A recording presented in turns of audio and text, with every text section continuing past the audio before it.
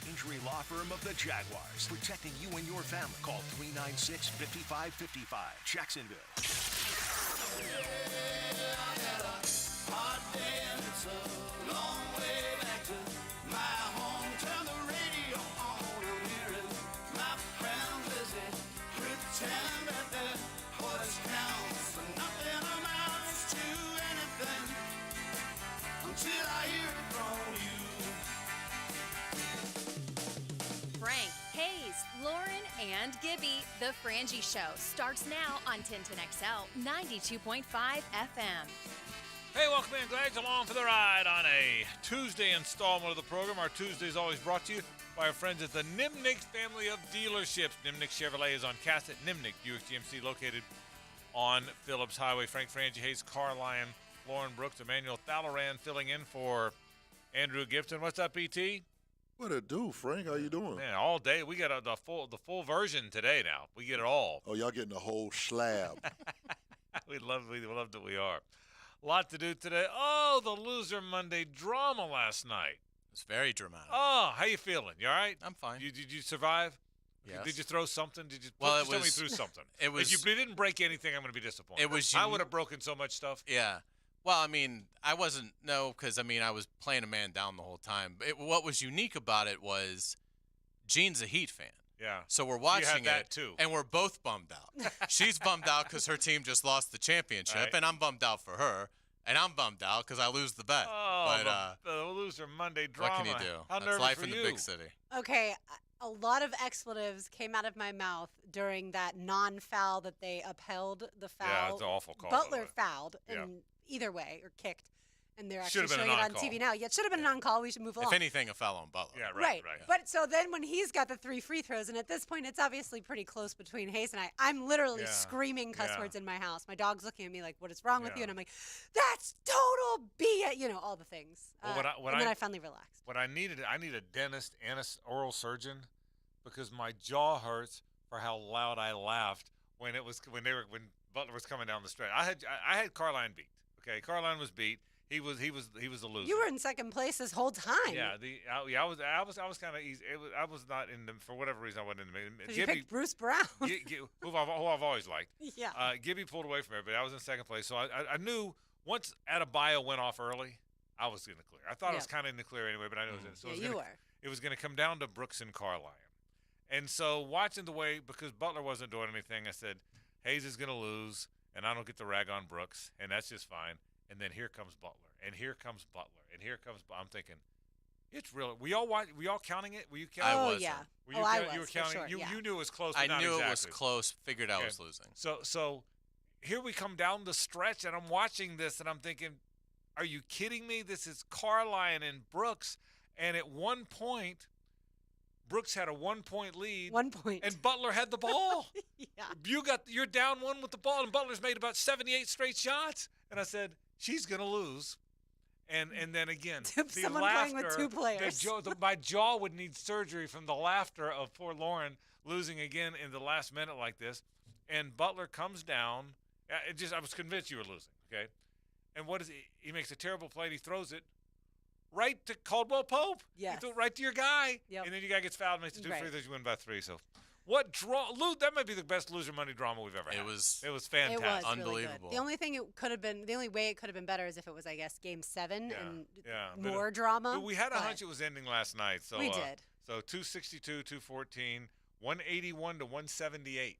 It was so incredibly close. I went back through, should I have taken Jimmy Butler over Jamal Murray? They only had a 1-point difference. Butler had 1 more point than Murray did the whole series, Right. which also would have been ironic had I lost by 1 So Butler point. and Murray about the same. They were about the same. Yeah. My terrible choices were Caleb Martin and Contavious Caldwell-Pope, Yeah. who last night Right. ended up helping me, Yeah. obviously. But And Hayes, if you'd have picked any other Heat player other than Hero or Udonis Haslam. I was going to Any say, other- I probably would have taken Haslam. Yeah. Haslam, you'd have Right. lost by the same. Yeah. Okay. Any other Heat player, you'd Yeah. have won. It was really fun. It was fun drama. And I'm watching it.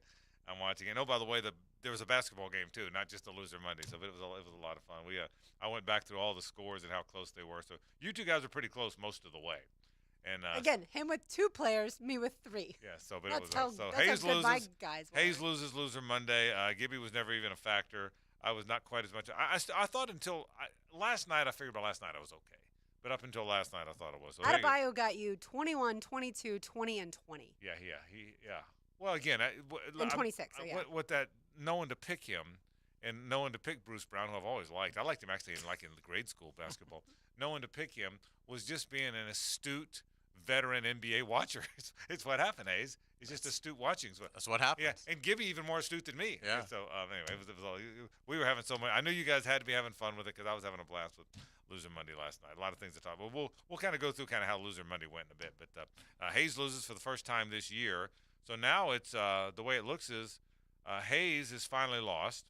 Gibby's lost 3 times. Players NCAA in the draft. Lauren's lost the Masters. Reimer lost the PGA.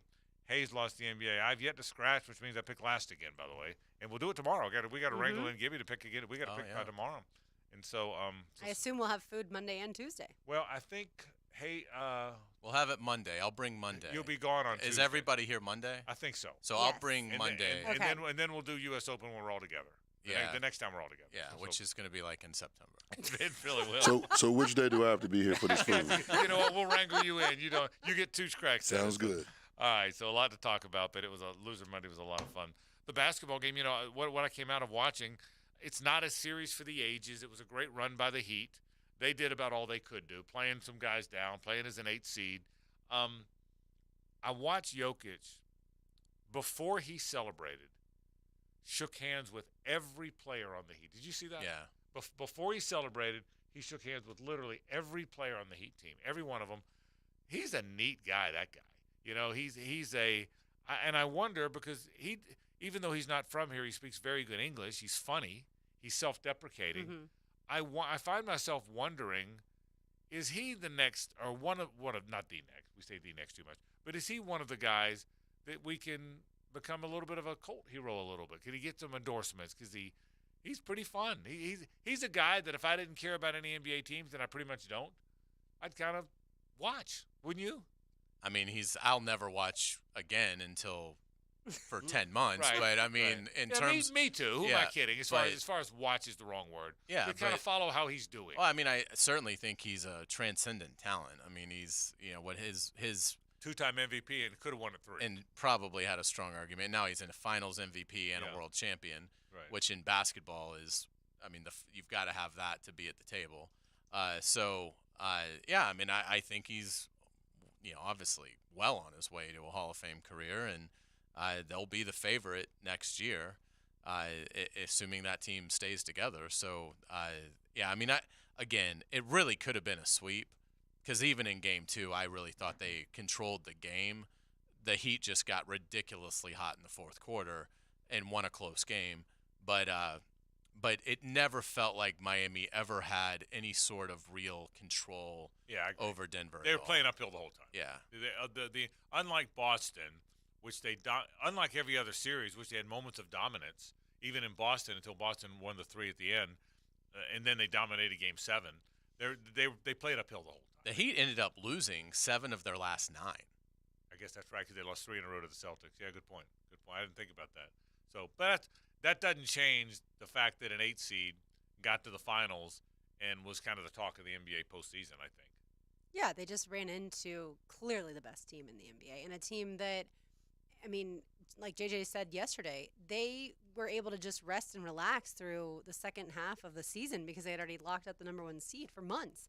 So you'd expect them to come into the postseason and not have that same fire because they've been, so good, and yet they obviously did. Nah, we'll talk some hoops later on. We'll have some fun with Loser Monday later on as well. But let's get it to Jaguars when we come back. You caught up with Devin Lloyd. Interesting guy. I'm very interested to hear you. You've done a great job on those, by the way. Thanks. Even in the offseason, you're tracking those guys down, so I really appreciate that. Sure. I look forward to hearing from him. And you guys were both out at the practice today. I was not. Give me a little bit of an overview. We'll talk a little Jaguars football. When we come back, we'll kick off the program that way on a Tuesday. Brought to you by Nimnik. It's 1010XL and 92.5 FM. The Frangie Show, live from the Hastings Injury Law Firm Studios on 1010XL. Hit back with Hastings. Hey, I know if you give me time, baby, we can do whatever we want. One pass left, prong. Oh, one, ready? I'm David Garrard on 1010XL, 92.5 FM. Frank Frangie here. These days, it's hard to know which companies to trust. it comes to banking, I trust South State Bank. South State truly values its customers, and they work hard to create meaningful, lasting relationships. I love going into my local branch. I see the same smiling faces I've seen for years. South State is the largest bank headquartered in Florida, so they're able to offer all the banking services you need. You can trust South State Bank. Banking forward. Member FDIC, equal housing lender. Cataracts can take a toll on the quality of a loved one's life. Maybe it's even your parents or someone close to you. Hey, Hicken here. I've been talking to you about Bowden Eye. And it turns out renowned cataract care is right here at Bowden Eye & Associates. Their doctors help those with cataracts feel hopeful, sometimes for the first time in a long time. If someone you love is suffering from cataracts, schedule a visit for a personal consultation. 3 locations to serve you, including the new office on County Road 210 in St. Johns County. Lauren Brooks here for Hodges Mazda. At Hodges Mazda, we have a Mazda with your name on it just in time for summer. Inventory is back, and so is 0% financing. Purchase a new 2023 Mazda CX-9 and enjoy 0% APR for 36 months. You heard right, 0% financing on a new Mazda CX-9 with third-row seating. And at Hodges Mazda, all vehicle purchases come with 2 years free maintenance. That is peace of mind. Don't purchase until you shop with Hodges Mazda. Stop by today or online at HodgesMazda.com. See dealer for details. Terms and fees for qualified customers through Mazda Financial Services. 36-month APR expires July 5th, 2023.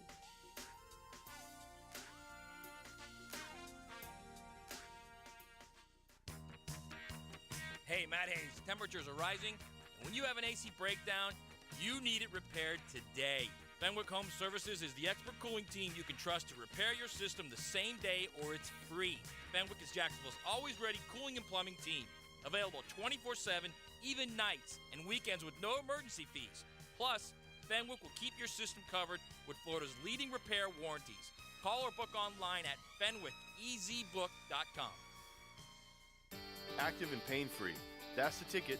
Dr. George Barry here, and I know that's the goal of every patient I see. They want the best possible care so they can go back to enjoying life. That could be pick up basketball, golf, tennis, running, or just working out. It all requires you to be as healthy as you can be. If joint pain is taking its toll on your active lifestyle, come see me at Barry Orthopedics. We have locations all over Jacksonville and can diagnose and treat even the most severe joint pain. A homegrown Jacksonville practice. Find out more at BarryOrthopedics.com. That smells good. What is that? Grilling up lunch with Leon and the Sausage Dudes. Sausage with a purpose. And that is tasting good. It's Pro Bowl offensive lineman Leon Searcy on XL Primetime. Weekdays from noon till 1:30 on 1010XL. Are you ready to upgrade your summer vacation?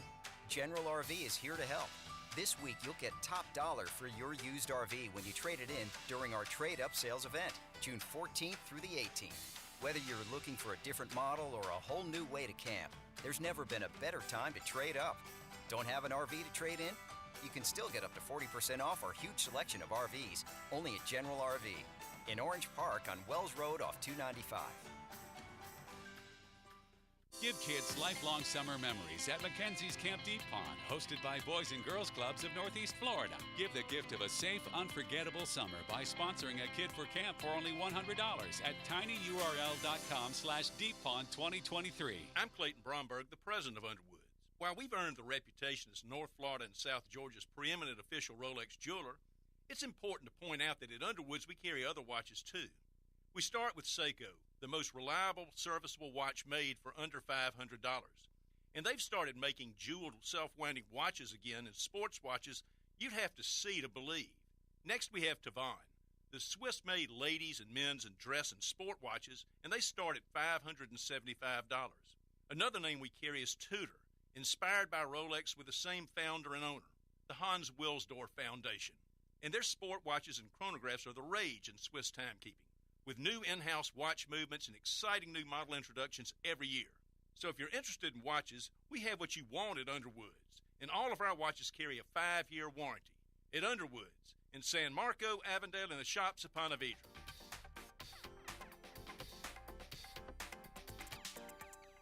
I want my Woody's barbecue. This is a test of the emergency barbecue system. It is advisable you report immediately to your neighborhood Woody's barbecue restaurant. Now, to pass this test, simply order a slab of baby back ribs, a generously sized family feast, a sky-high pie, and a barbecue chicken too. Woody's Barbecue. Been doing it low and slow for over 42 years. At Woody's barbecue, it's what we do. Let's eat. Men suffering from ED or PE, you'll see instant results on your first visit at Prime Men's Medical Center. For a limited time, your initial consultation and first treatment are totally free. You'll even get a gift that enhances performance in the bedroom. Call 904-664-8217. Instant Keys. You don't have to go to the dealer. Instant Keys comes to you. For lost or broken keys or nearly any make and model of vehicle, call 722-1111 for Instant Keys Locksmith Service. 1010XL is presented by Farah & Farah, the official personal injury law firm of the Jaguars. Protecting you and your family. Call 396-5555. Jacksonville.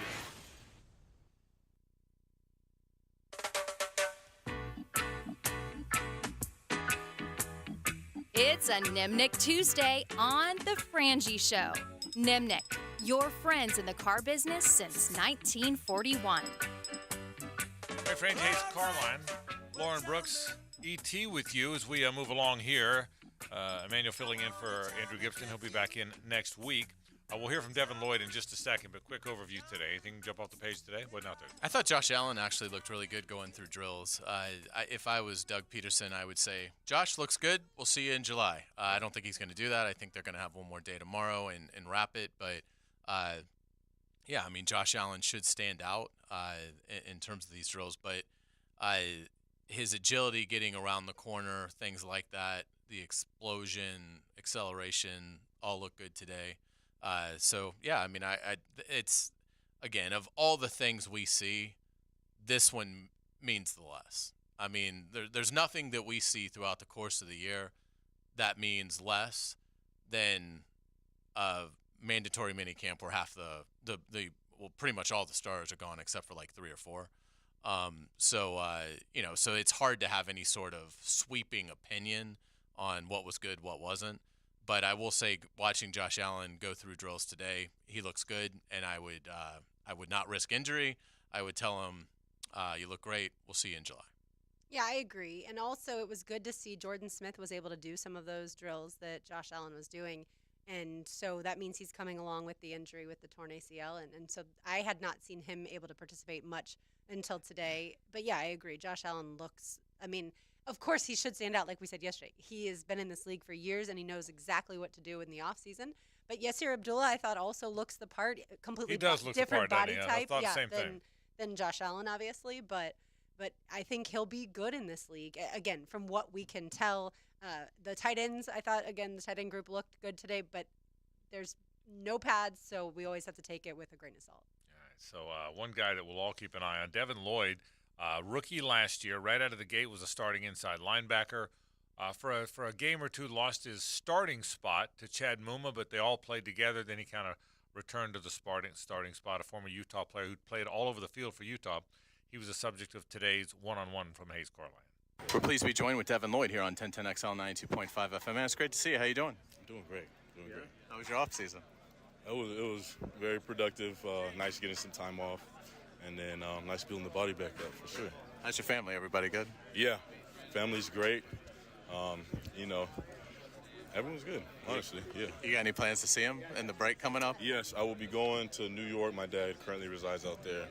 He's welcoming a newborn child, so that'd be fun. That would be nice to be there for the birth of her. And yeah, my mom lives out here, so I'm good. That's fantastic. How's everything going for you on the field, Devin? It's great. I think this offseason, I mean, really, from start of OTAs up to this point, really just got everything that I wanted to accomplish done, as far as mastering the playbook, just building up confidence and, everything. What were some things that you took out of your rookie year? Some strengths and some things that you wanted to improve upon? Well, it was just a long year, and so I think just taking that into account, coming from, 14 games in college, but, those games were spread out, to the NFL, which is back to back to back to back of the best competition. It's a lot on your body. It's a lot on your mind. And you know, we get paid to manage all of that. So You had a lot of big plays last year. You had, over 115 tackles, 3 interceptions, a couple fumble recoveries. What were the positives that you took out of your rookie season? Yeah, there was a lot of positives. You know, I think, you know, I'm always putting my best foot forward in everything I do. So I definitely think I grew a lot as a player, and I grew a lot as a man. I mean, the main positives is really just getting the opportunity to play football, honestly, and do what I love to do. You know, whenever I put my whole heart into it, like I did last year, it's going to be nothing but growth and, you know, a lot of learning lessons, especially it being my first year. Yeah, what was it like, October, November last year compared to where you are now? What was that process like for you? October and November. Yeah, like when you got kind of in the middle of the season there, and what was that like? Is it fair to say, like, you hit a rookie wall or not really? Like, how would you kind of just – seemed like you kind of started fast, hit a lull, then kind of went quickly again. Yeah, that's definitely the consensus. And I just know, speaking personally from my perspective, you know, my body just wasn't really up for the task. You know, I thought it was, but it wasn't. And then it started off as the body, and then it shifted to the mind. Just, I mean, really letting, you know, the negative things that people say about me get to me. And really just, you know, just a whole lot. But that's welcome to NFL, you know what I'm saying? Welcome to NFL, so I will be, like I said, so much more prepared, understanding now what to expect. And truthfully, you know, just remaining in the right spirits. I think that will just take care of everything. You know, there's a lot of so much good in this world, but there's also so much bad. And I think it's on me to just keep my eyes focused on all the good and all the just, you know, the good things in this world. Doug and Trent and Mike all seem to be thrilled about where you are in the offseason that you've had. How has your confidence level risen throughout the offseason program? Oh, tremendously. And like I said, it really just was nice to get away from the season and focus on the playbook. And it's really just the minute details. Obviously, you know, they wouldn't put me out if I didn't know what I was doing last year. But there's little things within the scheme that will help you be in the right position all the time, you know, that, you know, just as my rookie year, you know, I didn't know. And, you know, things you got to grow and learn. And that's what I had this offseason to really understand anything that I had questions about in this defense. Yeah, it's a journey. Yes, it is definitely a journey. Yeah. Devin, thanks so much for your time. Great speaking with you. Best of luck. Thank you. Yeah, I appreciate Devin Lloyd in terms of talking about the struggles and that he heard the criticism. And but again, I think it is part of his journey, and I think it's a journey that's going to lead to a lot of NFL success because, again, we know, and Devin voiced it, you know, the struggles that he went through at times. He still had 115 tackles, 3 interceptions, 2 fumble recoveries, pretty healthy stat line for a rookie. And, you know, from, you know, meeting with Trent Baalke today, from talking to Doug Peterson, I mean, they're really, really happy with where Devin Lloyd is. And I think he is absolutely going to have a huge year. And, you know, it was fun getting a chance to talk to him. And I appreciate the insight he provided because sometimes it's not easy to talk about moments in your career where you struggled, particularly when you're still an unproven player, young player in this league. But I think he really gave us some insight into what he went through and a lot of confidence now for where he is because you can just tell he's playing a lot faster. And I think that interview also goes to show that Devin respects you enough that he would answer that question and be insightful about it and be candid and honest because not everyone asking that question I think would get that same response, Hayes. Yeah, I thought yeah, I've told you before, I think these guys really kind of take you. You've covered a team. I mean, I'm not joking about this. Is this year 12 coming up? This will be, I think so. 2013 was my first one. So 12. Yeah, 11 or 12. I mean, that's a lot of years to cover a team. I mean, I think even the guys that just got here kind of, you know what I mean? I think they kind of know that. The guys know it from the guys. So anyway, it was good work. Thanks. Devin was what, 10 then? It's hard to believe. Yeah. So what is he, Hayes? Lauren, what is he? Is he?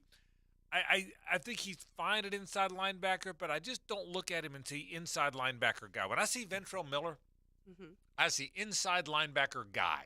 You know what I mean? I see either a Mike or a Will linebacker, and that's what I see.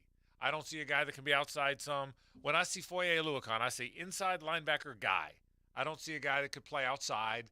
Does that make sense? When I see Lloyd, I see a lot of stuff. Now, look, some of the great players in the league, you saw Derek Brooks, I never was sure what he was, except for 11-time Pro Bowler and Hall of Famer. But you know what I mean? He could have been outside. He could have been a safety almost. He ran so well. I'm not saying Devin Lloyd's Derek Brooks. You get my point. I'm not completely sure what he is. Yeah, I see that. I mean, I think he's got a real versatile skill set. I think what you're going to see out of Devin Lloyd this year is more of an impactful blitzer. I think that when they get him matched up on a tight end or a running back, I think they really like that matchup. He's not ready to, go at outside linebacker and take on tackles. I think that's a acknowledgement that they've made. So I think in looking at it, I mean, I think he obviously brings a ton of athleticism. He was a first-round pick, but I think it fits. And again, I think to produce the stat line that he produced, it's where numbers don't tell you the whole story. Because, again, I think Trayvon Walker was much better than his numbers would tell you. And they certainly believe that Trayvon was much better than his numbers would tell you. I think with Devin, it's flipped a little bit. Devin struggled at times, gave up, made some mistakes that led to some big plays. But if you just looked at the numbers, you'd say, wow, pretty good year. I think you're going to see those numbers be there, but now you're going to see the chunk plays that he's giving up. Those are going to be more minimized. And so I think he's going to be a big time inside linebacker. He's a good player. For him. He's a good player. I mean, there's no denying that. You made a good point. You talked about he got some criticism. He had 3 interceptions. He had a bunch of takeaways. He had some splash plays after missing a great deal of camp with injury. So he was playing catch up for a long time. So I have no doubt Devin Lloyd's a good player. The people that among those that didn't like the Ventrell Miller pick, again, I liked it not because he's a Florida guy, because I think he's a really good player. And in the coming days or the days after that, after the draft, we learned that they really wanted him. It was very clear that they moved up to get him. But the people that didn't love the idea of getting Ventrell Miller, the reason was because, hey, you got Devin Lloyd and Chad Buma and Foye Oluokun. Why did you need him, right? So I get and I get that because I think they're all good players. But I think Devin Lloyd's a good player. I really do. I think he's a really good player. I think, like Hayes said, he hit the rookie wall and he went through a stretch where he was a little bit lost out on the field and he needed Foye to help him. And when coaches watch that, they think, oh, no, because obviously, as we know, a split second can change everything when you're going up against really good offenses. And so once he got his bearings back, and by the way, it also doesn't help to be a rookie and have a rookie there looking over your shoulder, too. I mean, he had extreme competition from Chad Muma because he was injured in training camp, and Muma got the head start. And so I think that also factored into it. Yeah, and you know what else, too? He was learning. It was Mike Caldwell was learning to be a coordinator. Everybody out there was learning a new defense. There were a lot of other young players as well. It's not like Devin Lloyd got drafted in the first round and plugged into this veteran successful defense that had been running the same scheme under the same coordinator with the same veteran players, and he was just one add-on. He was one of the many, right? He was one of the many young guys that, I mean, Caldwell was new at being a coordinator. Oluokun was new to the team. Trayvon Walker was brand new to the league. Everybody was new to the defense. So, I mean, that's a lot to take in. It wasn't just him being new. It was everybody being new around this new guy. Without a doubt. And, again, and I do think the injury hurt him. I think he kind of mentioned that in the interview that, I don't know that he ever really felt right, the whole year. And so, I think there's a lot of optimism for both Trayvon Walker and Devin Lloyd and Chad Muma to a lesser degree. He just didn't get as much of a chance to, show what he can do. But, I mean, Devin Lloyd played just under 80% of the defensive snaps last year. So he has a much greater sample size and experience to draw off of as he progresses. But, yeah, I mean, everything that they did on defense last year was brand new. And, yeah, certainly that makes it difficult for rookies to come in and, be as sharp early on as they would be with a veteran coordinator and players around them. We'll take a break. We'll keep it on football a little bit. A former Jaguar cut by his most recent team. I'm going to get into that a little bit. I got a thought or two about another former Jaguar who just changed agents. That and more we continue. Stay with us. The Frangie Show, live from the Hastings Injury Law Firm Studios on 1010XL. Hit back with Hastings. Summer on the First Coast, the heat, the beach, and Jacksonville Sports Radio, 1010XL. Frank here, and it's summertime, and longer days mean more time to spice up your morning. Looking for an unexpected breakfast experience? How about a Chick-fil-A spicy chicken biscuit? It's back on the menu for good, seasoned with a spicy blend of peppers and freshly breaded chicken paired perfectly with a lightly buttered biscuit. The Chick-fil-A spicy chicken biscuit makes a bold start to your summer morning. Savor each delicious bite with Chick-fil-A spicy chicken biscuit today. Working in the trades industry, going nowhere, sick of dealing with grueling residential install projects and demanding seasonal schedules? Become part of something better. All Weather Contractors wants you to join our multifamily and commercial construction property maintenance team now. Based in Jacksonville, we offer premium pay, bonuses, full benefits, 401k programs, employee stock ownership opportunities, and a culture focused on career advancements and opportunities. Build a better career in the commercial property maintenance industry. Apply online today at allweathercontractors.com. Tobacco-free Florida knows how hard it is to quit nicotine, which is why we offer different quit options to choose from for free, like 24/7 quit coaches available over the phone and free 2-week starter kits of quit aids. We're even experimenting with 80s pop music. I'm giving you up, giving you up, giving up. I'm letting you go, I'm letting you never come back to smoke. I'll never come back to smoke. I'll never come back. I'm giving you up.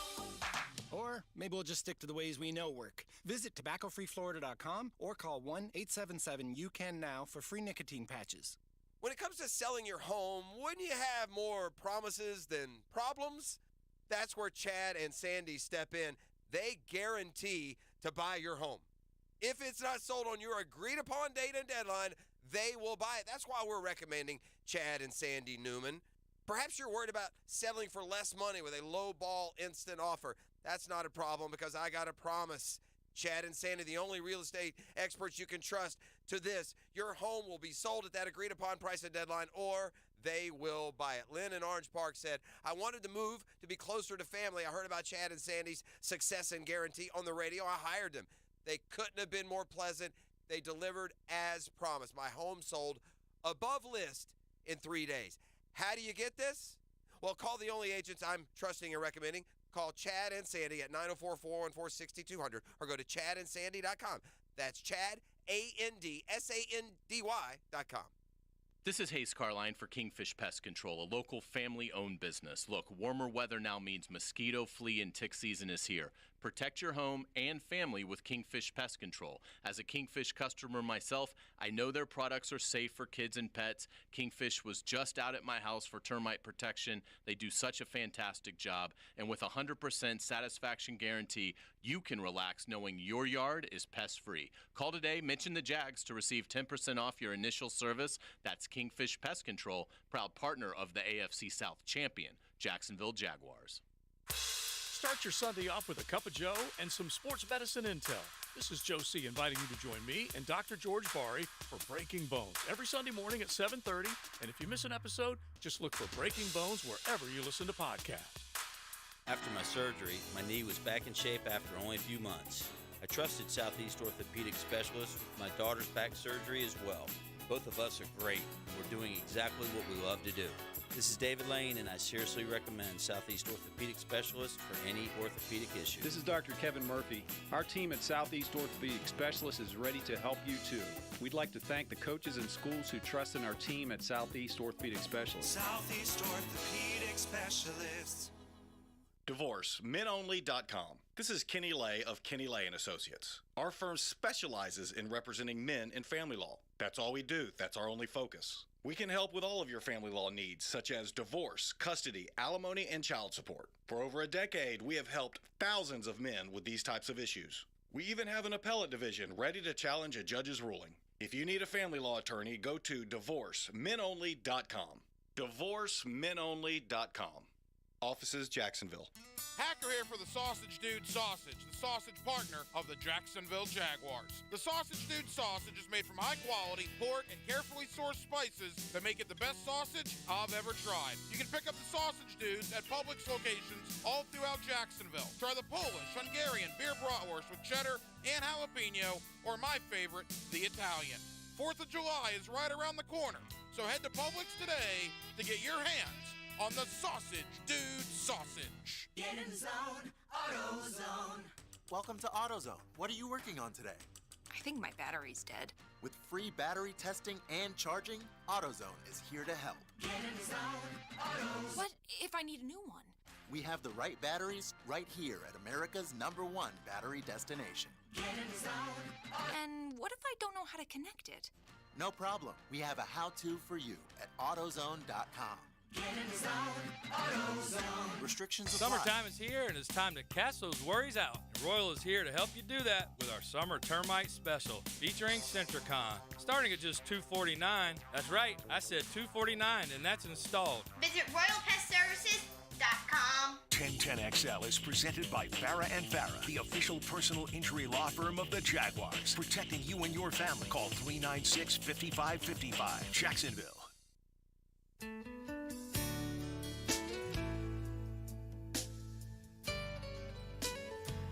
It's a Nimnik Tuesday on The Frangie Show.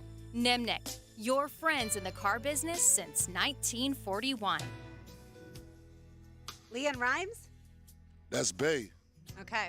It's one of my favorite songs of all time. How Do I Live? Without You. Yeah. Okay. That's right. Now once I hear it, I know it. I know the song. This is instrumental? Yeah, this is Yeah, instrumental. that's what I thought. Because I was about to start mouthing the okay. words, and then there were no words. And that would have been a duet between you and I. You know what I'm saying? If only I could sing like Leanne. All right, Father's Day is Sunday. Now is your chance to win a $25 gift card to Woodcraft Plus and a $50 gift card for your BBQ Meats from Houston's Meat Market, all part of our 1010XL Father's Day gift ideas. Visit 1010XL.com for more. Be caller number 4 at 641-1010. Caller number 4, 641-1010. You are the winner today. E.T. was getting it. You're getting it in there. I'm watching you. I see it, bro. It goes through my soul, I Frank. saw that, man. I saw I it. can't I was see feeling him. it. Oh, my God. Dang it, it, was I good missed stuff. out. So James Robinson got cut by the Patriots. He signed a $4 million deal, not guaranteed, I guess, right? Yeah, it must not have been. Yeah. Yeah, I can check the details. It was like of it. $150,000 that was guaranteed. That would make sense. Okay, so okay, is that what it was? So not much guaranteed money. Here's the deal. Wonderful guy, really good football player. He's a good football player. We knew about the Achilles. What nobody knew about is he had awful knees, and he tried his best. They got drained a lot. They tried very hard to from everywhere he's been. This isn't a Jaguar thing. College, they tried to get his knees right. It's why he got drafted late, I believe. It's why the Jags loved him. Undrafted, right? Well, undrafted, correct. Yeah. Why he didn't get drafted. The Jags, the Jets, the Patriots, everybody loves everything about the kid. He's a good dude. He works hard. He's a good player. He's a good football player. Make no mistake about this. James Robinson's a good football player. But if you have knees, it's hard to be a good running back at the end of the day, and that's what it is. And I think that's what you'll see if the story ever comes out. He talks about the details of it, everything. And again, this isn't a Jaguar thing. I've talked to people that knew him in New York, talked to people that wondered why he didn't get taken higher in college, and he's just a guy that fought an injury thing as best he could. So I don't think you'll see James Robinson play much at all, if again, in the NFL. It's my guess. Yeah, it is. It's a shame because of what a great success story he was here, briefly, and it's just it's a testament to the toughness of the guys. Not even toughness, but just the ability to have that longevity. Some guys, the body just isn't built to play this sport, and it takes just such a toll. And it's always really unfortunate when that price has to be paid before the athlete has gotten a chance to make really huge money and has gotten a chance to really have a career. It feels like James Robinson really didn't get to have much of a career because he was productive and then the knees caught up with him, and he was the football comet. I mean, just, burned out very, very quickly. I know when the Jaguars traded him to the Jets, and I'm sure it was the same way for y'all, a lot of people reach out to me very upset, Jaguars fans, very upset, obviously because they like him as a player and as a person. And you had to know, yes, there has to be something else because the Jaguars wouldn't just trade him for a conditional sixth round pick or whatever it ended up being. I do think as long as he can pass a physical, I think another team will try. Yeah. And hopefully he can pass that physical and maybe land on a team for another year or so. And teams, by the way, are honest with each other.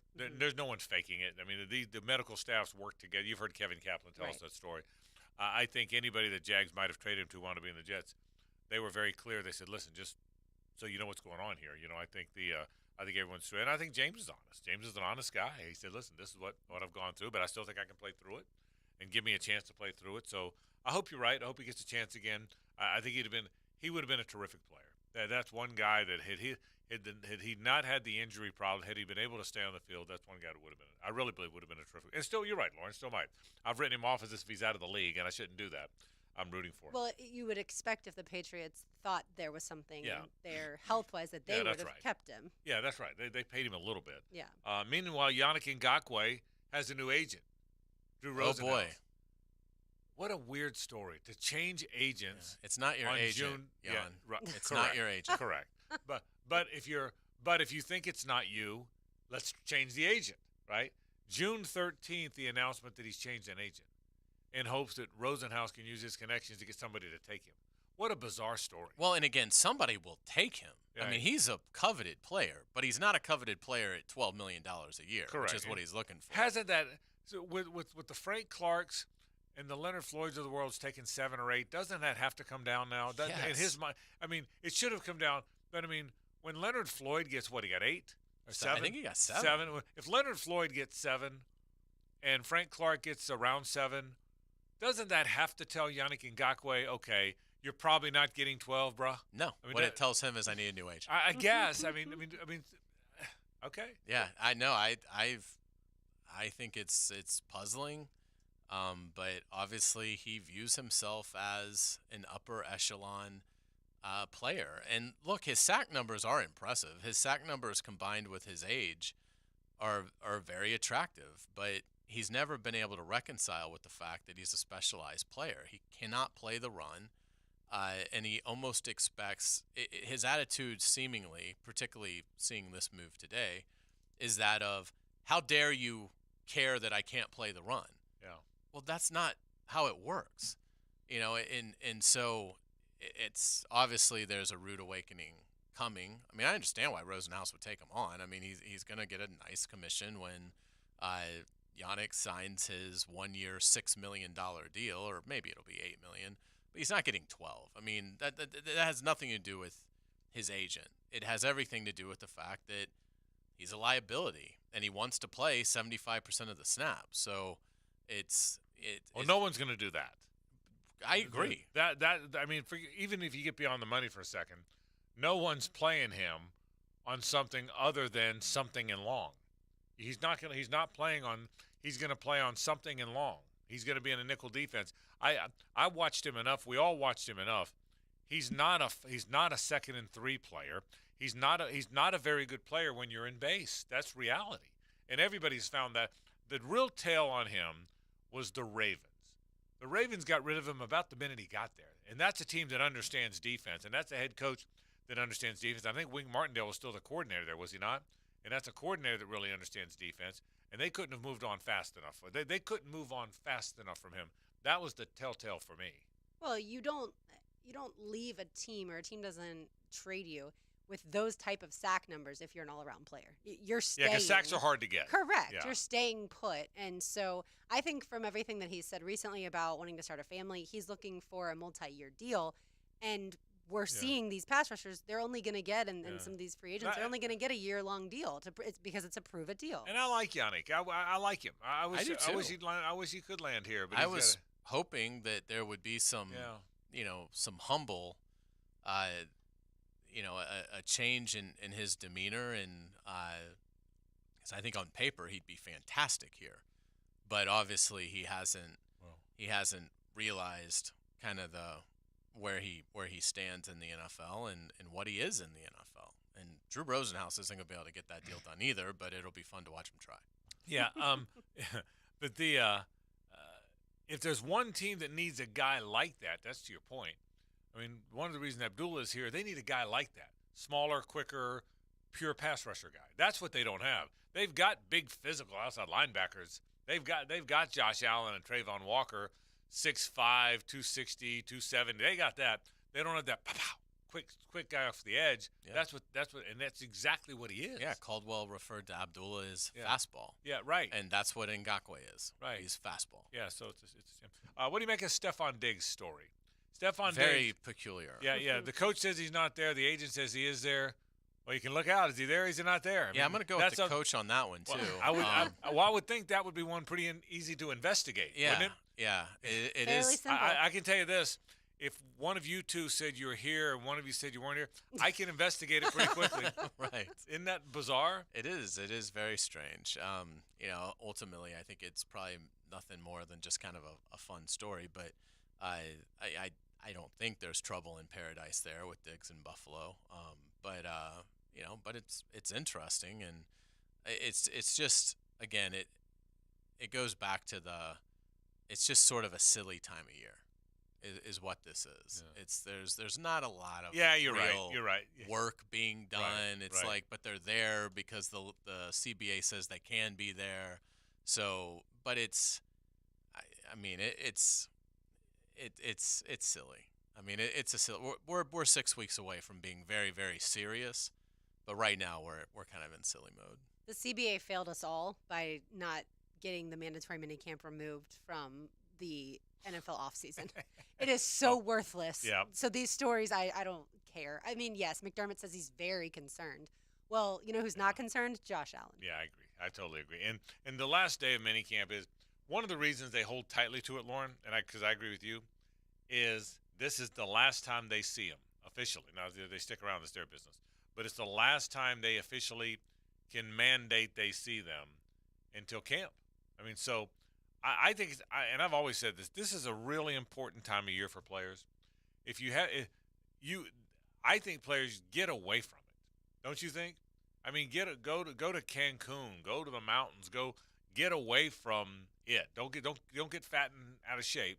But I think this is an important stretch for these guys. It was interesting. Mike Caldwell today was asked about Foye Oluokun, who is still here. Still here. He's been excused. Right. But he was still here yesterday, kind of watching the team go through things. And Mike Caldwell, to his credit, said, I mean, it's great, it's funny and everything. I don't want him to certainly put cleats on, but I want him to go. Right. I want him to go have fun and get recharged. Right. Because good coaches know it's a long grind once you come back. You get here in late July. It's pretty much every day until your season ends, which hopefully for this team is going to be in February. So good coaches, long stretch. Good coaches, Hayes, know their guys better in the middle of November if they're not burned out by the first week of October. And the coaches that have done it the longest, I applaud Mike Caldwell for feeling that way. He's a young guy, but he was a player too. But coaches that understand being refreshed makes you better. And so, I mean, I'm a big believer in that. Yeah, I'm going to take the next 6 weeks so I can get refreshed and recharged. You need for to. Football season. You need to. but I do. I think that's an important thing for these guys. So we'll see. So the Jags, one more day out there. They won't do much tomorrow, obviously. They will still be out there. I keep hoping that they'll tell us they're going to go do paintball or something. Right. But yeah, as of now, they've got a practice that is scheduled. So we're scheduled to talk with Chad Muma tomorrow. Okay. So I'm looking forward to catching up with Chad. That'll be good. If you're out there, if you got a job to do, if you're out there, you'll be out there. That's right. I get it. I got a lot of things I want to get to. We come back. I want to talk about Hard Knocks. Want to talk about Hard Knocks? Love Hard Knocks. We're going to talk about Hard Knocks. That's next on the program. It's 1010XL and 92.5 FM. I don't want winners. Who really wants to win? Who's a winner?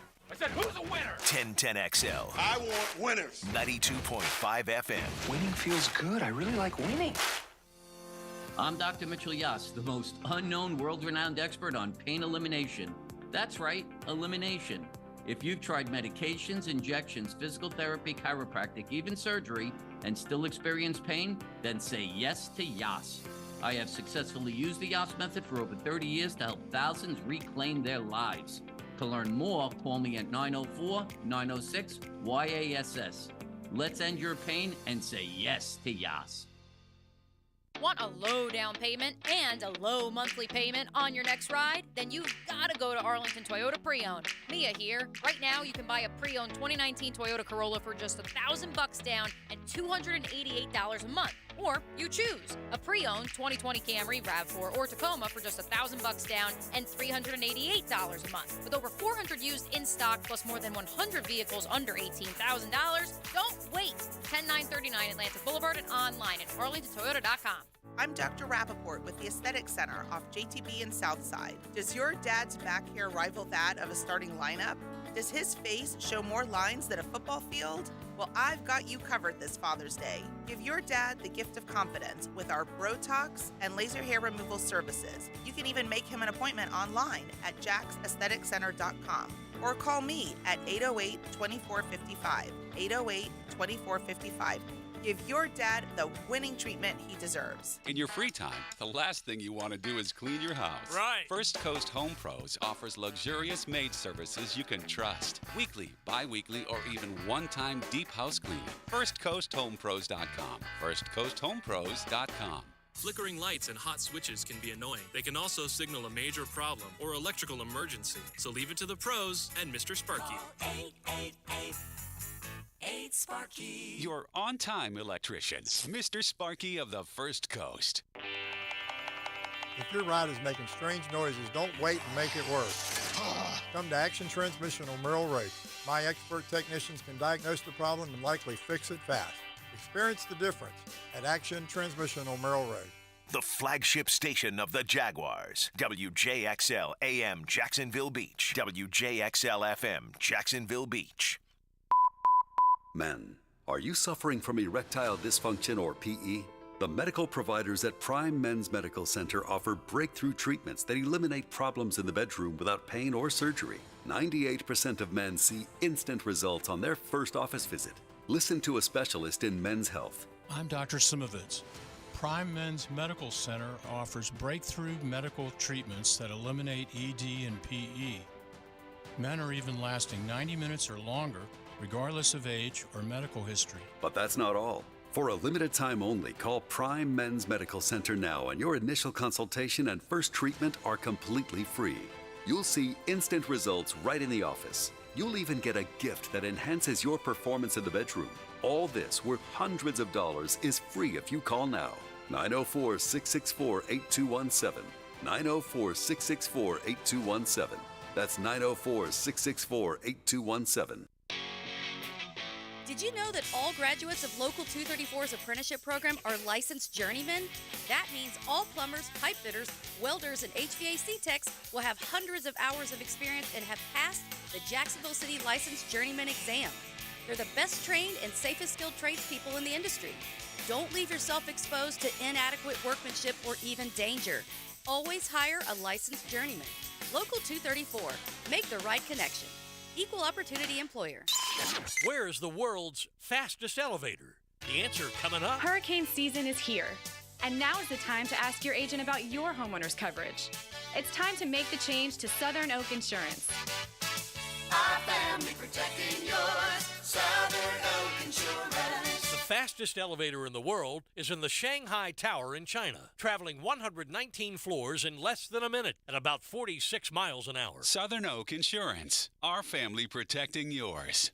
Hello, this is Father Nicholas Lowe, and I want to talk to you about not being afraid of the crosses of life. Life can be difficult. Maybe today you're carrying a cross of worry or stress. Let me encourage you to remember that when Christ got on the big cross at Golgotha, he destroyed all the little crosses that we face in our life. He set us free from fear, worry, and anxiety. Our job is not to be carried by the cross, but to be carried by our faith. For more inspiration, log on to stjohnthedivine.com. This Father's Day, take Dad to your nearby Woody's Barbecue restaurant for lunch or dinner, and they'll give him a gift card for $7.99 for his next visit. At Woody's Barbecue, it's what we do. Let's eat. Follow the Gators as they chomp their way to the College World Series. Brought to you by Farah and Farah, the official personal injury law firm of the Jaguars. And Renewal by Anderson, the official window and door replacement partner of the Jacksonville Jaguars. This is your Southeast Orthopedic Specialist Local Sports Update. I'm Taylor Dahl for 1010XL.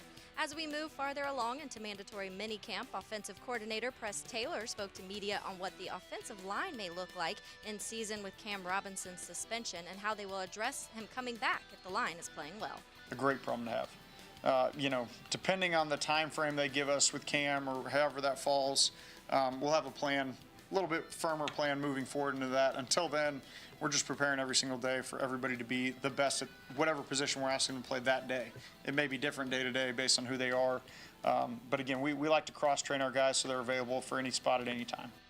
Visit Jaguars.com for more. It's 94 degrees at 3:57. Time and temp are brought to you by Bueller Air Conditioning. Stay cooler with Bueller.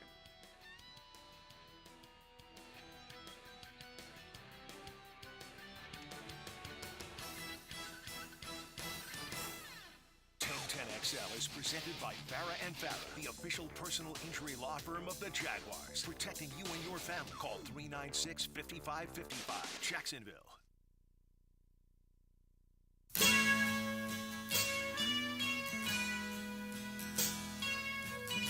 It's a Nimnicht Tuesday on the Frangie Show.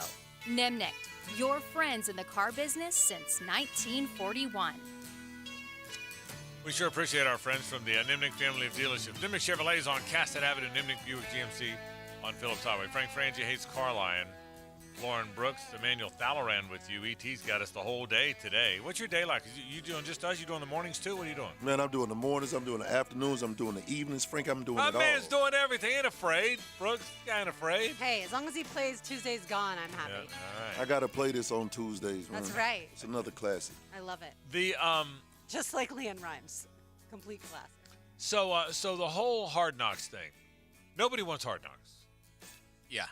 But fans all want it. Yeah, it's been that way for a while. Yeah, no teams don't want Hard Knocks. Yeah, and it seems like it's fading from interest. Maybe that's just my personal because you loved it. I loved it, and then it in. got real formulaic. I don't even think I watched a lot of the Lions what one was last the best year. one? The Billick Ravens, was that the best one? That was really good. The Rex Ryan Jets was really good. Yeah, it was. Anytime they had the Cowboys was always entertaining. I thought the Billick Ravens was the best one. The Dolphins was good because back then they showed them like cutting Ocho Cinco. Yeah, right. Like once it got to the point where it was like, well, we're not going to show players getting released or traded. Like I still can't believe the when Jeff Ireland had to tell Vontae Davis that he was being traded, and Vontae Davis acted like he was being deported. Like he had no idea what it meant. Like he was like, "Can I call my mom?" And Jeff's like, well, hang on. It's this, it's just that stuff I find riveting. Mm-hmm. And when they would have like staff discussions about, players and kind of go through it, it just seems like they've gotten to a point because nobody wants to do it that all that good stuff, the really interesting stuff, they've just cut out. And it's become, they follow a couple bubble guys around and, Again, I didn't watch Detroit last year. I certainly never got the sense I was missing anything. It wasn't like there were clips going viral every week and, oh, my God, can you believe what happened? It lost its fastball. So I think it's lost its fastball. There are 4 teams that I guess fit the criteria for Hard Knocks for this season. To me, there's only one clear choice of the teams that they should choose. It's the Jets, the Bears, the Saints, the Commanders. And what are the criteria? They have a first-year. They don't have to be on the show if they have a first-year head coach in place. They have a playoff berth in the past 2 seasons. They've appeared on Hard Knocks in the past 10 years. They can get out of it if all of those things are true. So Jets, Bears, Saints, and Commanders are the 4 teams that the NFL can force to be on it. I see. Who do you think it should be? The Jets, to me. With Aaron Rodgers? Yeah, because Aaron Rodgers is a little bit cuckoo. So that's true. So let me ask you this: have they ever had a real? I know they've done some behind the scenes because everybody does behind the scenes. But have they ever had a college Hard Knocks, like a real one? Because I think didn't they do that with like the Gators actually? Yeah, but it was only an hour long. Yeah, and I think they've all had something. The Gators had it inside one, and they've all had one. But I would think if they did a good one, a good Hard Knocks, and on HBO. I mean, remember when it was all. wouldn't you, if you're a college program, wouldn't you love that where everybody was seeing it? I think I sure. think the one on the Gators or the college ones is on SEC Network, or it's just in the region you're already there. But if you had a nationally exposed one, wouldn't a college program love the exposure? Sure, and again, if it might even bring in some NIL money for players that were heavily featured in it. But I mean, I think so. Again, with that kind of a thing, it's all what you're going to allow to show. Right. It's really not going to be, I think, all that entertaining if you're going to water it down, and if you're going to allow them to document it, like a documentary about this is what happened, then I think it can be really fascinating television. I understand why teams don't want to do that. They don't want that stuff out there publicly. Who wants to be on camera cutting a kid? I mean, that's no fun. But but it is interesting. If you don't have an emotional tie, it's interesting to see the process in which they go about doing it in each club. So I think it'd be great. Obviously, you wouldn't have that in college, but you'd have the college coach having some hard conversations. One thing that worked against Hard Knocks is not everybody had the behind-the-scenes stuff that everybody has now. Now everybody's mic'd up. I mean, there's guys mic'd up in every sport now. There's guys mic'd up during the broadcasters are talking to the baseball outfielders during the game. All the teams, the Jaguars.com folks, you hear me talk about them all the time, do such a great job of micing up their guys. So everybody now is good at giving you behind the scenes stuff. Back then, that's all you had. Right. So now it's harder to be special when everybody else is doing it too. I guess that's the point. And I don't think a digital department like the Jaguars wants to give access to the other entity when they want it for themselves to be able to put it into the Hunt episodes each week or each month, however often they're going to release them. Now, the technology is so that every single team has a digital department that's following their guys around day in and day out. They don't need Hard Knocks. Yeah, so there's a lot of that, so we'll see. Hey, you know what made me sad? We had talked about this the other day. The Athletic has now laid off essentially all its beat writers. Did you see that? Mm-hmm. Was it 30 or 40 layoffs this time around? I think so. And they got rid of beat writers. It certainly looked like a lot of them. That was the word. Bore the brunt of it. Yeah, I think that was the mission, is to get rid of beat writer. What when you saw that? I got a lot of thoughts about it. What did you see when you saw that? I mean, unfortunately, it's kind of the circle of life that you see with these things. Of they came in, they were bold out of the gate. They spent all this capital to acquire these elite writers that were well established in their markets. And the buzz at the time was, boy, can you believe the money the Athletic is spending? And it was great. It just doesn't seem like that's ever going to be sustainable. And unfortunately, the Athletic is the latest example of it. They ended up selling it, and now they're it's doing what a lot of media companies are doing, which is the New York Times bought it. Right, is stripping it down, and it'll still exist, but it's not going to be what. It's not going to be what it was trying to separate itself as. One thing I've learned, we've all learned, and I guess it hits a guy my age a little harder, I suppose, is the sports writing, and maybe all writing, but I follow sports writing. Sports writing has been tremendously devalued like never before. We had Gridiron Now that their station was in partnership with my private company to do this really good college football website. It was good. I mean, it was really good. But the industry began to implode. SEC Country blew up. We blew up. They're all blowing up. And now people are devaluing. I don't believe consumers want to read less. I don't sense that. I know people say, well, the younger people don't. Maybe not. Maybe that's it. Maybe the younger generation doesn't read or doesn't read the long-form stuff. But it seems to me the bigger issue is, for whatever reason, you're having a harder time than ever monetizing it. Don't you sense that? I think you're having a hard time. I think people are having a hard. I get the sense that ad sales in writing just aren't happening anymore. We said the Times Union guys went on strike last week or this week, and newspaper writers are being let go left and right. We've had a conversation. There were 27 people in the sports department when I was there. Now there's not 27 people at the whole paper. So correct.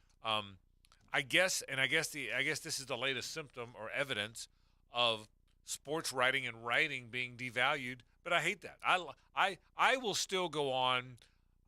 Everything's on our phone now. You find through it. Most of us find stuff through social media. I think most people I know, they find their stories on social media. So I'll still go on my phone, go through social, but I will still read the story before I listen to the podcast. Do you or no? I don't really listen to any podcasts. I listen to our station a lot, but I don't really listen to I any listen to podcasts. sports radio. Yeah. Either here or when I but travel. I read I turn on. But if I'm on my phone, I will read a story before I'll listen to a podcast. How about you? I probably read more than listen, but I will say, and again, I agree with you. I think it's sad. I don't think that there's going to be a lot of investment in sports writing. I think there'll be investment in sports opinion. I still think people are interested in hearing the opinions of people that are there in the trenches, but I don't get a sense that people are as motivated to read a 60-inch story on I agree with that. A great Father's Day feature, unfortunately, or Yeah. whatever. And by the way, I don't do that either. I don't want to misrepresent this. I'm those long, well-written, beautiful stories in Sports Illustrated. I probably don't have the attention span to read them the way I once did. But I'm not a reader either. Yeah, it has fascinated me that now when you go on certain websites, on the left-hand part of the site, it'll show you how long it's going to take you to read the article. I guess there are people does it really do that? that look at it and they're like, 10 minutes? Oh, I don't have 10 minutes. I'm not going to read that. I didn't know. It blows me away. I know they still give you instructions how long it's supposed to take you to put together your grill. I didn't know they did that. E.T., when you go to your phone, are you more likely to listen to a podcast or read a story? I'm more of a podcaster, but I rather watch the podcast. Yeah, okay. I want the visual. Like, I got to see the body language and how people are talking to each other. Okay. So I rather watch it. Yeah, and so and there's a lot of that now. There I hear you, and there's a lot of that. And by the way, I think podcasts are great. We've invested a lot of resources here at the radio station to do them well, just like most media entities now are trying to do them well. I'm not anti-podcast guy. I'm just surprised that there's not. Again, my whatever I know about sports that morning, that afternoon, when I prepare a radio show or when I'm doing a speaking engagement where I just want to know, it comes from going and reading sports stories. Isn't that still how people in our business, if we're going to, when you get ready for the show, you have that whole legal pad, you have your big legal pad. Isn't it come from stuff you read, not stuff you listen to, right? Usually, yes. Yeah, mostly you? I mean, it's mainly from what we watch as far as the live sporting event. Okay. That would be A for me. Yeah. Position A. Because it's what's in the news. And then I go through and I read certain websites, but I don't necessarily read the entire article. A lot of times I just need the headline. Yeah. And that's really what Twitter is. Twitter is the headlines of all the actual articles. Yeah. Well, yeah, but I go to the link and read the article. I can promise you we have 9 segments on our show. Right. We have 9, so we have 3 hours, and we do 3 segments an hour.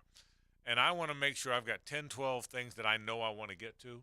Most of them are Jags and local, but to gather that and to make sure I walk in here with a plan, with a very thorough plan. You prepare helmets and heels. We've all prepared shows. Most of it's stuff I read. I will read a story or a stat or a note, and that'll get me to do it. That's kind of what the genesis of it is for me, at least. I think, like, for instance, the Saquon Barkley story. I don't need to read a story that Saquon Barkley is frustrated. I know he's frustrated. He doesn't have a long-term deal. I'll just see that headline, and then I'll move along. But if it's certainly something more involved, then I'll take the time to read it. Yeah, and again, I think it's how do you monetize this enterprise? And I just think that The Athletic is probably the final wave. I'd be surprised if you see another endeavor of its kind with the scope that it had. I would too. I just think that there's been so many examples now of how hard it is to make this work. Really, it seems like the only thing that has worked is the recruiting. Right. And recruiting journalism, which again isn't really much, and not to offend them, but it's not really much of journalism. I mean, but you have to develop sources, and that's great. But you're never going to read a touching recruiting story. Right. It's all very who you getting, where this is where the visits are going to be, and this is what he's looking for, and this is he's committed here, but he's going to visit there, and he decommitted, and this is why, and this is so. I mean, the stories are very formulaic. They don't really go down deep into the human condition at all, but there's such an appetite from college football fans that want to know, who is my team signing, who might they get, who's my rival going to get.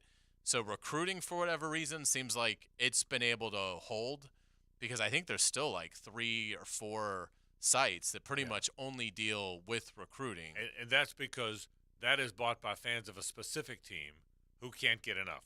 I've told you guys this story. We learned that back in the 1-900 days. If that damn internet hadn't come along, the money people like me would have made. I'm telling you, Bill King from WLAC in Nashville, he was like the recruiting guru. You remember the name? Mm-hmm. Good, really good guy. I think does some stuff on Sirius now. Bill King had a 1-900 recruiting number and this was mid-90s, was making well into the 6 figures just on his recruiting number. Now, in the mid-90s in our business, in the media business, in the mid-90s, you were making well into 6 figures. That's pretty good now. Oh yeah. I mean, someone in 1995. In 1995 and 96, lead columnists were making $40,000. Mm-hmm. They were. So I'm telling you, this is but you're right. Recruiting is the one thing that's because you can't get that information anywhere else. That's the trick of being able to produce something that someone's willing to pay for, is they literally cannot go on the internet and find the information other than subscribing. And that's where with sports, it's still, with Twitter and with ESPN, you can still read all of these quote-unquote free stories, and so it's hard to then charge people for it. The value, what's your value? The value is what the market will bear. Here's your value. If a lot of people want it, it's got a lot of value. Correct. Pretty simple stuff. Let's take a break. I got college World Series baseball betting lines. I know Love you're, it. I know Let's you're do a it. big gambler. Yeah. I know you are. I'll throw some money on Omaha. Are the Jello shot lines and odds I saw included that in too. this? I saw that one too. This is next. Stay with us. The Frangie Show, live from the Hastings Injury Law Firm Studios on 1010XL. Hit back with Hastings. Now, the Lamb Rant, brought to you by the best bet card rooms of Jacksonville, Orange Park, and St. Augustine. The U.S. Open Golf Championship is this week at the L.A. Country Club. The shocking, unexpected, stunning merger of the PGA Tour and LIV Golf is the biggest golf story in more than a half-century. Bitter rivals as far as we all knew. All of us, right Tiger, right Rory, went from slugging each other to hugs and kisses and sharing the wealth. Most think PGA Tour Commissioner Jay Monahan simply exchanged integrity for cash. But enough of that. What about the Open, which returns to L.A. for the first time since 1948 when Ben Hogan won at Riviera? Few thought it would ever be played at Los Angeles Country Club, which looks nothing like a traditional Open course. The strength comes from the fact the USGA can make it a different course every day, thanks to multiple tees. Par 3s range from 90 yards to 300. The Los Angeles Country Club doesn't have the infrastructure. Daily crowds will be limited to 22,000 instead of 40,000. It will be different, just like the war between the PGA Tour and LIV Golf. Get this thing unwrapped here. Duval!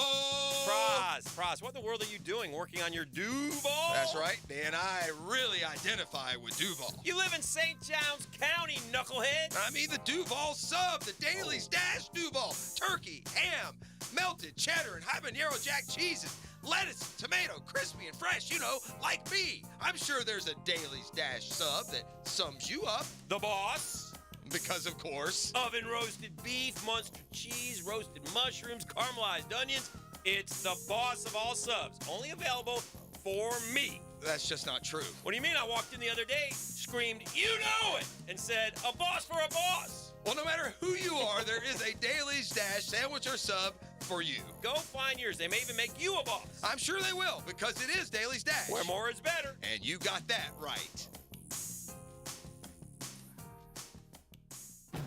Did you know the 2023 Honda CR-V Hybrid never needs to be plugged in? The onboard system charges the batteries for you. When you think Honda, think hybrid. Good for the environment, great for your budget. Visit your local Honda dealer to experience the CR-V of the future today.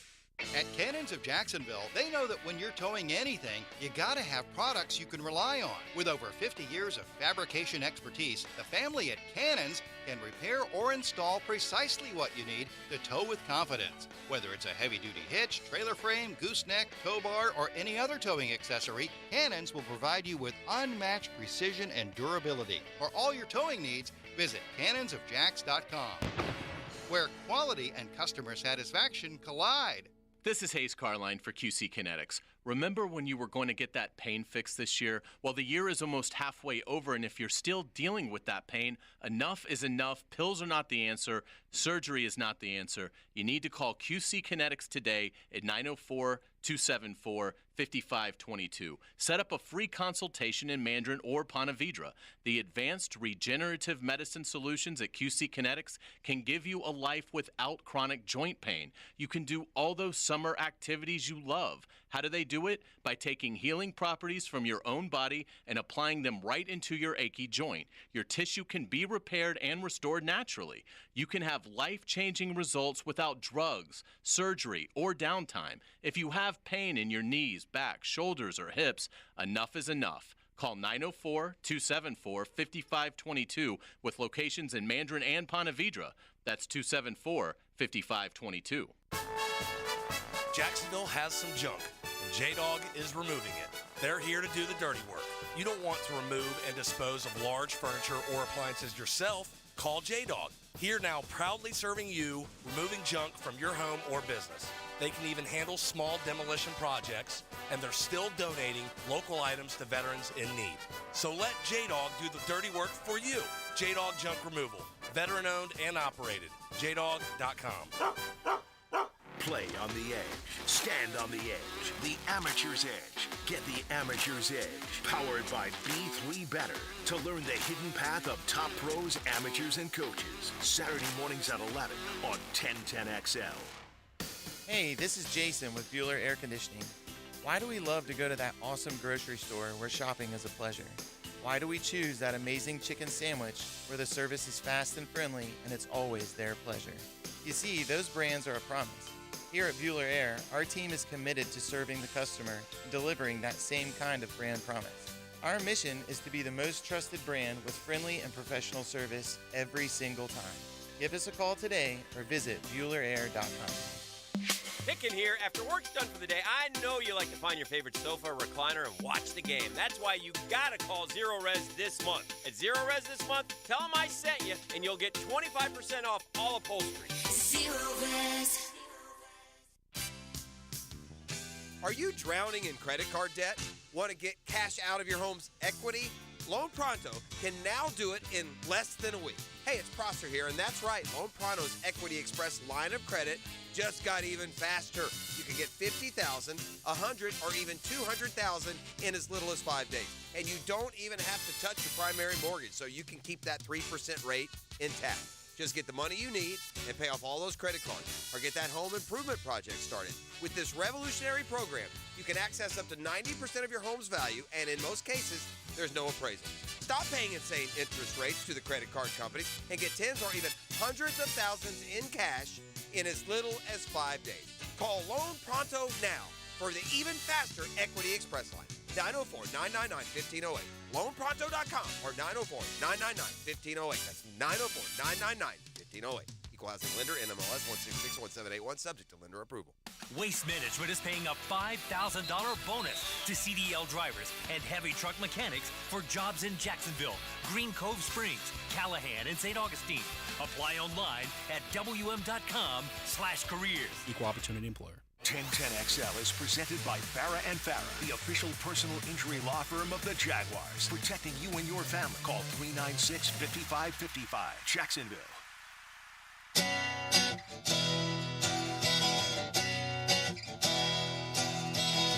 It's a Nimnick Tuesday on The Frangie Show. Nimnick, your friends in the car business since 1941. College World Series starts on Friday night. Is this Hootie? It is. It sure is. Instrumental Okay. Hootie. Instrumental Hootie, okay. Yeah. I get thrown off by all the instrumental songs. Yeah, me too. Oh, y'all want vocals? I got you. Yeah. We'll do, give us some vocals. Say less. So here's what I got. Who do you think's the favorite to win? Probably know that. Wake. Yeah, probably Wake. LSU second. Don't like it. Really? LSU is the second betting favorite. The one I saw had Florida second, but I think Florida and LSU might actually have been tied for second. Yeah, I got Wake Forest, LSU, Florida, and then a gigantic drop-off, which you would expect. Yeah. And then it's a 3-team tournament, it looks like. Listen, baseball's funky. Yeah. So baseball messes that up. Sure but feels like Stanford's going to win after last yeah, night. Yeah, that was awful. Awful. I'll get to that in a minute, but that was awful. But it's a 3-team tournament, except for baseball messes that up, right? Right.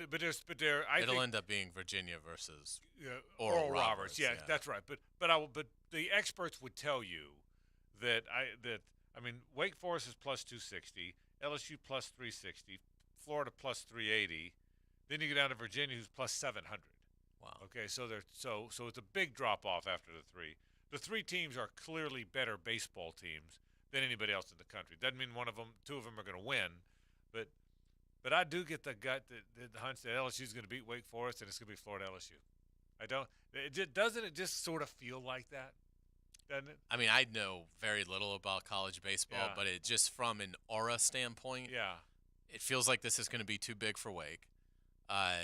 Not that they'll go 0-2. And they have a really good team. Yeah, and they do. They lead the nation, I believe, in home. And I think it's home runs. I could be mistaken, but certainly they have an unbelievable offense that has just been playing unbelievable in the NCAA tournament. But I would think LSU. I would think it's LSU on that side. They're more battle tested as a program, and Florida just seems to be a lot better than all the other teams on their side. In fact, that's why I think Florida is probably a little low on that, because LSU and Wake have to get through each other just to get to the championship series. Right. I'm nervous about the Virginia game, but I think Florida's coming out of that bracket. I think Florida's going to make the finals, and I'm nervous about the Virginia game, but I think they're better than TCU and Oral Roberts. I think they're better than Virginia, but I think Florida's coming out of that bracket. I really do believe that. I think we're going to be talking about the finals. If it's Florida LSU, Florida has too many rivals to rank LSU high on the rival list. There's Georgia and FSU and Tennessee, which trump everybody, and old schoolers like you and me remember those Auburn games. But Florida LSU has had some really good moments in everything, haven't they? Didn't they have gymnastics? Absolutely. They had gymnastics. Florida's better, but yes. Yeah, but they did, right? I think if you're talking about for Florida fans under the age of 30, they would put LSU third on the rivalries. Ahead of Tennessee. You think? For fans under 30. There hasn't been a lot of juice between Florida and Tennessee. There's been a lot more juice between Florida and LSU. Okay. I would probably debate you on that, but I hear you. I get it. But Florida LSU, the gymnastics. The time Florida won the national championship in baseball, they beat LSU in the finals. We all know all the football stuff, from throwing the shoe to the fight and the rescheduled hurricane games. I mean, there's been playing every year. I'm still scarred by. Remember the fake field goal where the guy flipped it over his head? Perfect bounce, and it bounced right back to him. I mean, there was the game where Les Miles went for it on 4th down like 6 times and got it every single time. 07, yeah. So if you think about it, there's been. Even basketball, was it Chris Jackson who later he might. I don't think he was Abdul. He wasn't. He was Chris Jackson. You're talking about the time he scored like 60 on the Gators. So he scored 53 points. Yeah, he scored 53 points in the game when he was still Chris Jackson. He was Chris Jackson. He was Mahmoud Abdul Rauf later. Yeah, but do you remember that he scored 53 points in the O-Dome? He's honestly still one of the best college players I've ever seen. Yeah, same. So, but the point is, there's a lot of Florida LSU stuff. There absolutely is, and I would agree. If you're a Florida fan, I think particularly if you're 30 and under, LSU's hurt you way more than Tennessee has. Yeah. And so I understand it. I just think that you probably have been told so many Tennessee stories, as you were raised a Gator, that you probably respect it. But yeah, I mean it's weird because it feels like it's going away. I don't think there's any inclination that the league has to keep Florida LSU going in football. Right. So, and in fairness, that would be a hard one to keep going. Yeah, I agree. I have no problem not playing LSU anymore. But there's just been a lot of stuff. There's been a lot of Florida LSU stuff. So would you rather play Wake Forest from the Florida baseball perspective? Yes, even though I don't know enough about them for that to be an intelligent answer. Well, so they may be better than LSU. I don't want to play LSU. I'd much rather play Wake Forest. Yeah, I don't want to play LSU. I don't even though I think Florida's better than LSU. I don't want to play LSU. I don't want to play Skeens. I don't want to face Dylan Cruz. I don't want to. I mean, because Skeens is going to win most of the games he pitches. So that means you, even if it's Sproat or Waldrop against him, you might lose that game. You're down 1-0. Yeah. Here are the home run leaders as far as teams are concerned. Florida Gulf Coast actually led the entire nation, 142, followed by LSU with 133, then Maryland, then Florida and Wake Forest tied at 129. Okay, so 3 of the top home run That's how you hitting win teams. these days. You hit home runs. I mean, the way you win baseball today is home runs. But Skeens he's the best pitcher in America, and so he's a big, strong guy that throws 1,000 miles an hour. And no, I don't want to face him. I don't want to know you're down one game, or I know. So but I just there's something I can. Did you ever cover Florida LSU games? You had to cover them. I never 12 covered minutes on one. the beat. Did you yeah, ever cover? I never had to go to Baton Rouge. Okay. Yeah. So you've never been. That's right. You've never been to Baton Rouge. Virginia only has 82 home runs on the season. Yeah. Okay. That makes me feel better. Just so you know. I've been to LSU for all of it, and a lot of basketball, a lot of football, obviously, and there's just something about Florida playing LSU. And maybe other people. And by the way, that is reciprocated. Lauren and my friend Matt Moscona, who does radio over there, he'll tell me. He said, you love to beat Alabama because they're Alabama. He said, ain't nothing better than beating the Gators. I said, really? He said, oh yeah. He said, for us, nothing better than beating the Gators. I said, really? That rivalry lingers. He said, yes, it does. I wouldn't have thought that, but I don't know if you were with me. But maybe it was last year. But I remember him saying that on our air. Beating the Gators is a big deal. Big deal. I think people think, I don't know if this is an accurate perception or not, but I think people think that Florida fans are a little bit snobby. Yeah. Well, I think people. Yeah, I mean. Like, our school's better than your school because we're one of the AAU schools. Yeah, maybe. And LSU had the it's well earned. Yeah, the snobbiness. And then you add the athletic prowess. Yeah, the LSU and there's the hurricane stuff. They really hated each other over the hurricane stuff. And which never made any sense. Yeah, and I can tell you from 1990 through 2001, Stephen Orr Spurrier beat him 11 out of 12 times. And I mean, of those 11, put a knot on that noggin, a lot of them. Yeah. I mean, beat the hell out of them a bunch of those times. I can even tell you when the Ron Zook team beat the LSU national championship team in 2003. So they were I mean, there's a lot of issues. I can still remember covering LSU Florida basketball when Shaq was there. It was really good. That had to be really fun. It was I had a one-on-one with Shaq. That's cool. But he was did he break a backboard? You know what? He was silly the whole time. Yeah. You could just tell he was kind of silly the whole time. Then when I got the SID said he's still silly. He's a different kind of silly now. So anyway, we'll see if they wind up playing there. But anyway, those are the betting lines. Florida. I told you we're going to dinner with a bunch of friends on Friday night. I won't be watching the game. That may be a bad Gator. Is it rude to be watching a game while at dinner with people on your phone? We're going to be. There's TVs nearby. I mean, see, I'm going to get up and go to the bathroom. Here's how I always look at it. I got to get up again. I'll get the They know what you do for a living, so if you're half paying attention to the conversation, they'll understand. Yeah. I'm excited about this, though. I love the College World Series. I hate that Florida has. I mean, I kicked around going. My buddy I play golf with on Saturday is a big TCU fan, and we both play Friday. So we really kicked around going, flying up Friday, seeing the 2 Friday games, seeing the Sunday games, coming back on Monday. We really thought seriously about doing that, and then flights were kind of expensive, and it was kind of a last-minute thing. So I'm not surprised about the flight cost. But we certainly thought. But I'm excited. I mean, College World Series it's not football, basketball, obviously, but it's pretty big up there on my list. I mean, it's for you probably not. By now, even still not. Huh? Not really. Like I might watch Friday if you're home. That kind of thing. Yeah. But I won't plan the night around it. Kind of, if we've got a vacation coming up, so I don't know if we'll go out. Who knows? But right. But yeah, it's still for me like a 2 out of 10. So let me ask you this: and I know we joke about you being a Braves fan, but if you were, right. but even now, if the Braves were in the World Series, I'd be more apt to watch the Gators in Omaha than the Braves in the World Series. Okay, that's what I thought. That's what I thought. Because I think where are you, Brooks, on gymnastics versus Florida College World Series, gymnastics ahead? Probably just barely. Okay. I mean, I won't miss a single second of a gymnastics meet the entire season. Okay. College baseball begins when it's still kind of the end of football season, so I missed some of that. But no comparison to basketball. If they were playing Oral Roberts in the 7-10 game, first game of the NCAA basketball tournament, that trumps baseball, right? Yeah, but I love baseball. But that would trump baseball. That would trump baseball for me. Yeah, I mean, for me, that would be a 10 out of 10. That's an easy for you, yeah. Yeah. That's an easy one for you. So interesting. All right, we'll take a break. We got more to talk about. USF's got a stadium coming up. I got a thought or two about that, and a little stuff about college football. Stay with us. The Frangie Show, live from the Hastings Injury Law Firm Studios on 1010XL.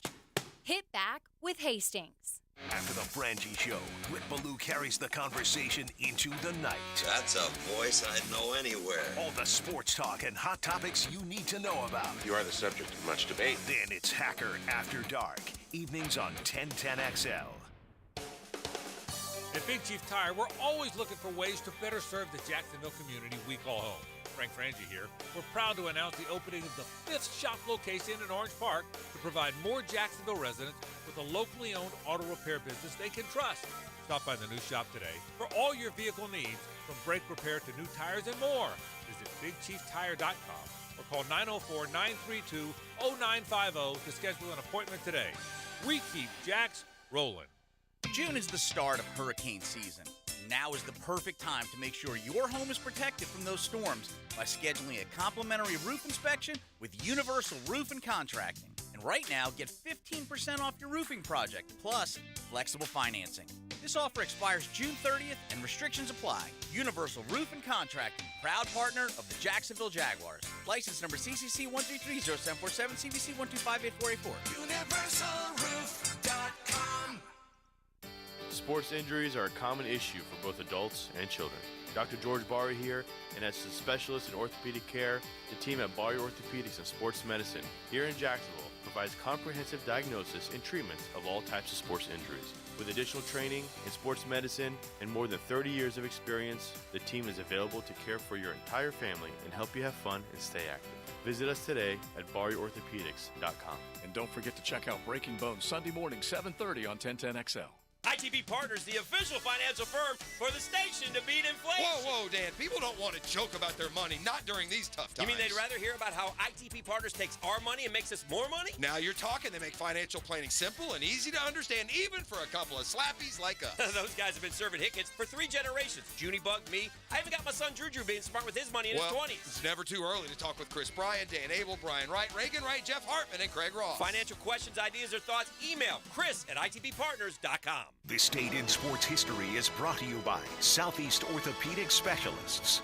On June 13th, 2002, in the Stanley Cup Final, Red Wings beat Hurricanes 3-1 for a 4-1 series victory for Detroit's 10th title. When getting the job done right is job one, you need construction equipment that's built right. From compact track loaders to the world's #1 selling compact excavator, the Kubota construction lineup features durable Kubota engines, more comfort, and the versatility to do it all and do it right. Visit Coastal Equipment today and go to KubotaUSA.com for full disclaimer. Coastal Equipment. Coastal Equipment on New Kings Road and in McClenny. AC's broke, it ain't no joke. Call Florida Home AC. Florida Home AC. Florida Home AC. Florida Home AC. FloridaHomeAC.com. Hey gang, Prosser here. You know I love trivia, so let me start you with a trivia question. Did you know that only 2% of U.S. beef is graded prime? ABBQ is the only Northeast barbecue restaurant that uses only prime brisket and slow smokes using only wood. Our slow-cooked prime brisket, cooked using only wood, produces the most succulent and mouth-watering brisket you could ever taste. Come and experience the prime brisket at ABBQ. Visit it today. Satisfy your cravings for the best barbecue in town. ABBQ. Meet and drink with us. Men, are you suffering from erectile dysfunction or PE? The medical providers at Prime Men's Medical Center offer breakthrough treatments that eliminate problems in the bedroom without pain or surgery. 98% of men see instant results on their first office visit. Listen to a specialist in men's health. I'm Dr. Simovitz. Prime Men's Medical Center offers breakthrough medical treatments that eliminate ED and PE. Men are even lasting 90 minutes or longer, regardless of age or medical history. But that's not all. For a limited time only, call Prime Men's Medical Center now, and your initial consultation and first treatment are completely free. You'll see instant results right in the office. You'll even get a gift that enhances your performance in the bedroom. All this, worth hundreds of dollars, is free if you call now. 904-664-8217. 904-664-8217. That's 904-664-8217. 1010XL is presented by Farah and Farah, the official personal injury law firm of the Jaguars. Protecting you and your family. Call 396-5555. Jacksonville.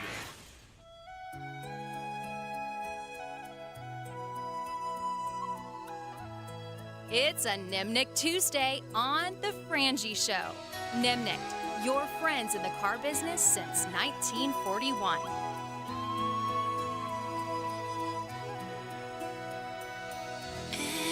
Every night in my dreams, I see you, I feel you. That is how I know you. Go on. Y'all say y'all wanted lyrics, I got you. right. I was I think I was sophomore in high school when Titanic came out, and I think I've seen this movie way too many times. I know all the words like E.T. does. Y'all probably know all the words to the song too, right? The Celine Dion song that was so popular. I don't know all the words, but I know the song. Hayes? I know the song. Near, far, wherever you are. Yeah. Well done. That's tremendous. It really is. All right, USF approved a $340 million stadium plan that will bring games to campus for the first time. It'll be a 35,000-seat stadium.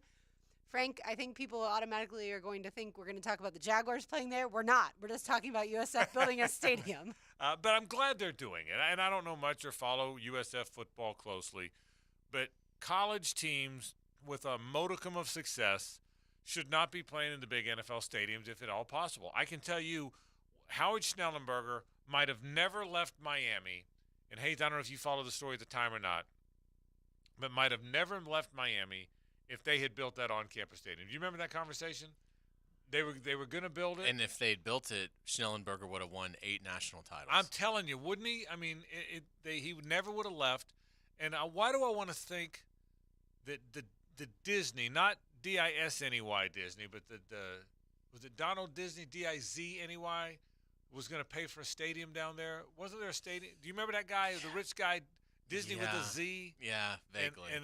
But it fell through. They wanted a 40,000-seat stadium, and they said they wouldn't build it. You got to keep playing the Orange Bowl, and he left. And then they did great with Jimmy and Erickson, but it wasn't sustainable.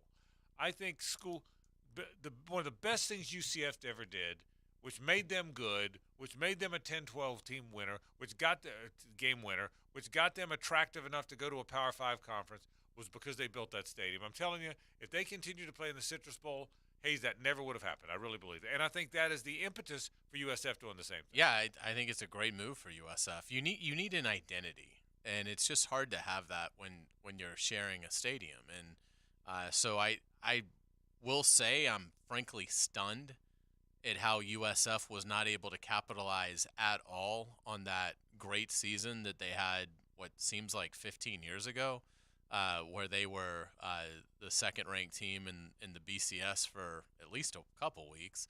And then they've just faded. There's no reason that USF should have a poor football program.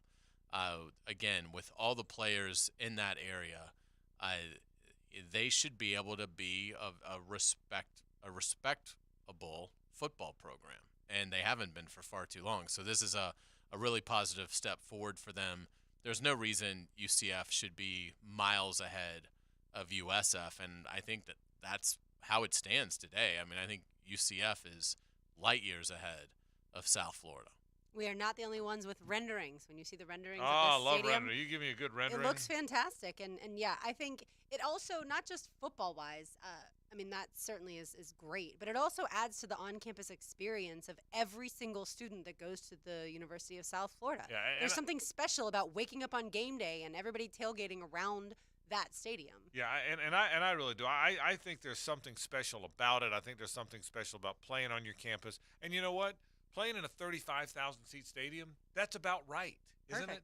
Do you remember when USF got ranked number 1? They beat UConn because they were both in the Big East and they were undefeated, and they played on a Friday night. Do you remember this? Mm-hmm. And it was awesome, and they played in Tampa Stadium, but even then it wasn't full, and it didn't feel right. It felt like they should be playing in a cozy little stadium. I really felt that way. Yeah, and so I think this is a great move. How long until it's up? What's the word, Lauren? I don't 3-4 years, something like that. I mean, this is something that they're doing, or they're starting Should like be a capital. 2026 is when it's ready by. Oh wow! So okay. I would think that means they're going to break ground fairly soon. Yeah. So, but the key is they've agreed to do it. That's the thing is they've agreed to do it, which is a good thing. So I'm really glad they're doing it. I think it makes a lot of sense in my mind. It makes a lot of sense to try and play there. Can USF be good? Can they ever? Yes. Can they can be good, can't they? I think what's they it can take be to good. make you? Because UCF did it. Why can't USF do it? I think it's a very fair question to ask them, and I think now that they've got this project, when it's ready, I think you'll see a recruiting bump. They've got to find the right guy, but I think you can win at USF. I mean, again, why I just base that solely on your recruiting footprint. I mean, Tampa has got to be a top 12 city in the country for producing Division I football players. I mean, I would think, Houston, Miami would be ahead of them. Probably a couple cities in California, maybe one or two more in Texas, maybe one in Louisiana. But I would think Tampa, Florida, for Division I players has to be loaded. And again, the key for USF, they're not going to get the 5 stars. I mean, that would take time. But they should be able to get enough 3 stars that are local to build a program that can, really be competitive. So I think USF absolutely has a lot of upside as a football program. Their current head coach is Alex Golish, who came from Tennessee. Right. I did not realize that he was on Ohio State when Florida beat Ohio State in the national championship in 2006. Yeah. He in fact he is he was on that team. He's a smart guy too, by the way. And by the way, that's where college football is going. All the rage now is playing fast offense. In fact, I think Josh Heupel's offense is going to wind up being pretty good. Just saw some betting lines, by the way. Utah 10-point favorite over Florida. Is that where it's been? That's maybe gone up a little bit. I want to say the last time we looked at it, it might have been 9. So it's been in that area. I would take the Gators in 10. Yeah, it's been, I think, right around 9.5 over the past few months. I mean, I need to see, I think, some video of training camp or fall practice, I guess they call it, for Florida to see really how Graham Mertz is progressing. Yeah. What we saw in the spring game, right now I'll take Utah all day. I mean, that was atrocious. They could not score a point on each other. Yeah, I mean, and I agree with you. It was so we'll see. I look at these betting lines and I find myself thinking, and I get it. Everyone falls in love with what they think the case is. I think Florida's going to be better than people think. We'll see. Let me move on. LSU 3 over FSU. Why is LSU favorite every time you look at that? Yeah, why is that? That's a spread that seems like it's going more towards LSU. I don't get it either. It almost makes you wonder, is there some sort of bad news on the horizon for FSU that Vegas is aware of that the public isn't yet? Like, Yeah. I don't mean anything crazy. I just mean, like, is there a suspension coming, something like that? Because it doesn't feel like in Orlando that Florida State should be a 3-point underdog to LSU. If anything, I think it should be reverse. So it's a puzzling line, I think, because I think Florida State's the better team. I totally agree. I expected FSU to be favored, and I feel like when the lines first came out, it was FSU favored by like a point and a half, and the line has shifted, and I have absolutely no idea why, other than maybe they're just like Brian Kelly as a head coach in that game over Mike Norvell. Yeah, I guess. North Carolina -2 against South Carolina in Charlotte. What do you think? I'd probably take South Carolina. I don't trust North Carolina. If the even game, with Davis May. Yeah, if the game has even a remote spotlight on it, I just think North Carolina underachieves in that. And South Carolina has its fair history of that as well, but it seems like they're working out of it a little bit more. If I had to bet it, I probably wouldn't touch it. But if I had to bet it, I'd take South Carolina in the 2. Drake May cost me loser Monday, so he and Cade Klubnik will be You forever never rooted trust him, against. do you? Yeah, I don't trust them at all. But I do think North Carolina and South Carolina is going to be a fantastic game. Give me a team. Give me a sleeper this year in college football. Give me a team that you better keep an eye on. Better. You can't have Florida because we all think maybe they're better than people think. Give me a team that may be better than anyone thinks.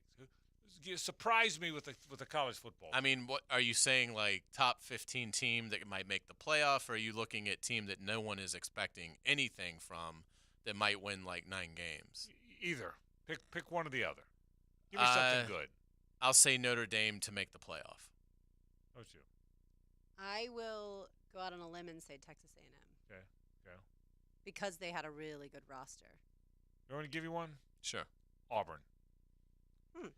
You and Hugh Freeze. I think he's a really good coach. You don't, huh? You don't. No, I think he's good, but I mean, if he does, if you mean like to win 9 games, yeah, I think he's he'd be SEC Coach of the Year. If they win 9. I think he's a really good coach. I think he'd be SEC Coach of the Year, and I don't think it'd be a very close vote. I mean, Auburn was awful last year, so I mean, if he somehow finds the way to get them going in year 1, because they don't really have any. I know they've taken portal players, but they didn't take anybody that really set the world on fire, I don't believe. So to go from 5-7 to 9-3 or whatever, that'd be pretty impressive. We always talk about the blue chip ratio when it comes to college football, and that means you have more 4- and 5-star players over 3 stars and below. Well, as far as sleeper teams go, my Texas A&M pick has a 73% blue chip ratio for the 2023 season. So Alabama 90%, Ohio State 85%, Georgia 77%, which is surprising except for the fact that they've lost, I guess, a lot of talent to the NFL. Texas A&M 73%, Notre Dame, Hayes' selection 65%. Auburn comes in the top 16, which you have to be above 50% to qualify in the blue chip ratio as a positive, and Auburn 51%. Florida, by the way, 64%. Miami, 61%. You will not find Florida State on this. We've talked about it. They've done much more transfer portal than they have recruiting 4 and 5 stars. But just to put it in perspective, Auburn does make the list, 51%. I certainly wonder what Hugh Freeze can do. I think it'll take a couple years. I think he's and right. You don't know what he's inheriting. I think he's a really good coach. What's Kentucky going to be like with Devin Leary? Good. Good quarterback. I mean, really good coach in terms of toughness and defense and a good quarterback. Yeah, I mean, I don't think that they'll challenge, for anything substantial, but I think Kentucky will win 8 games, which for Kentucky is a great year. I mean, I say that. I'm not looking at their week to week, so I don't know who they're playing out from the West, but if it's the normal Kentucky schedule, I would say they're going to lose to Georgia, Tennessee. I think Florida probably beats them this year. And then but they have Alabama and Mississippi State. Okay, so they'll maybe 7-5, but they'll be 7-5, 8-4, which for Kentucky is fantastic. I mean, that's a program that I think for most of my lifetime has been hovering more around the 4-8 range. Yeah, I'm right with Hayes. I think probably 7 wins, and they'll be somewhat pleased with it. I think Devin Leary could be really good. We'll see after the injury that knocked him out of the majority of last season. So give me wins. Give me Kentucky wins. Yeah, 7 wins. 8? I'd say since they play Alabama, I'll go with 7. Okay, I'll go 7 wins too. Ole Miss and their 3-headed quarterback. Won 8 last year. I'll say they win 8 again. I'll say 7. I'll go 8 again as well. I'm going somewhere with this. Tennessee with Joe Milton as the quarterback. I'll say they go from 11 wins to 8. Yeah, I'll say 8. I'll say 8 too. So you see where I'm going with this? We're landing South Carolina, Spencer Rattler. 6. 7. Yeah, they won 8 last year. I'll go 7. So the point is, all these teams, other than Alabama and Georgia and LSU, any of them are there for the take. Texas A&M. I'll say they flip it. They go 5-7 to 7-5. So I say 7 also. So the point is, if you're a Gator guy, you might be right in the mix with everybody other than Alabama and Georgia and possibly LSU. right? Well, yeah. I mean, according to the conversation we're just having. Again, the only 2 games on Florida's schedule that I think they just have very little chance is Georgia here and at LSU. Now, I'm not to say they'll win the other 10. They're not going to probably do that. Right. But I don't think that Tennessee or Florida State in the Swamp is a game you just automatically put an L next to. Right. And I mean, they may not beat South Carolina or Vanderbilt or Kentucky, but I do think here's what I think about Florida. They're going to be way more athletic than they've been, and it is his second year there, which I do think makes a big difference. And so I do think Florida will be improved. Then it just comes down to, is Graham Mertz reliable, or is he a disaster? And if he's reliable, I think they can win 7, 8 games. Going to be a fun college football season, no question about it. Take a break. When we come back, let's look back at the NBA last night. We got 1 hour to go. It's 1010XL and 92.5 FM. From Duval to the world, everyone can hear. Download the 1010XL and XL 92.5 FM apps for free on Apple and Android devices and listen wherever life takes you. When you step into a courtroom, you're stepping into a fight. Someone wins, someone loses. I'm attorney Brett Hastings, and at Hastings Injury Law, we've got the experience you want in your corner if you or a loved one suffer a personal injury or a wrongful death. We're here to fight for you.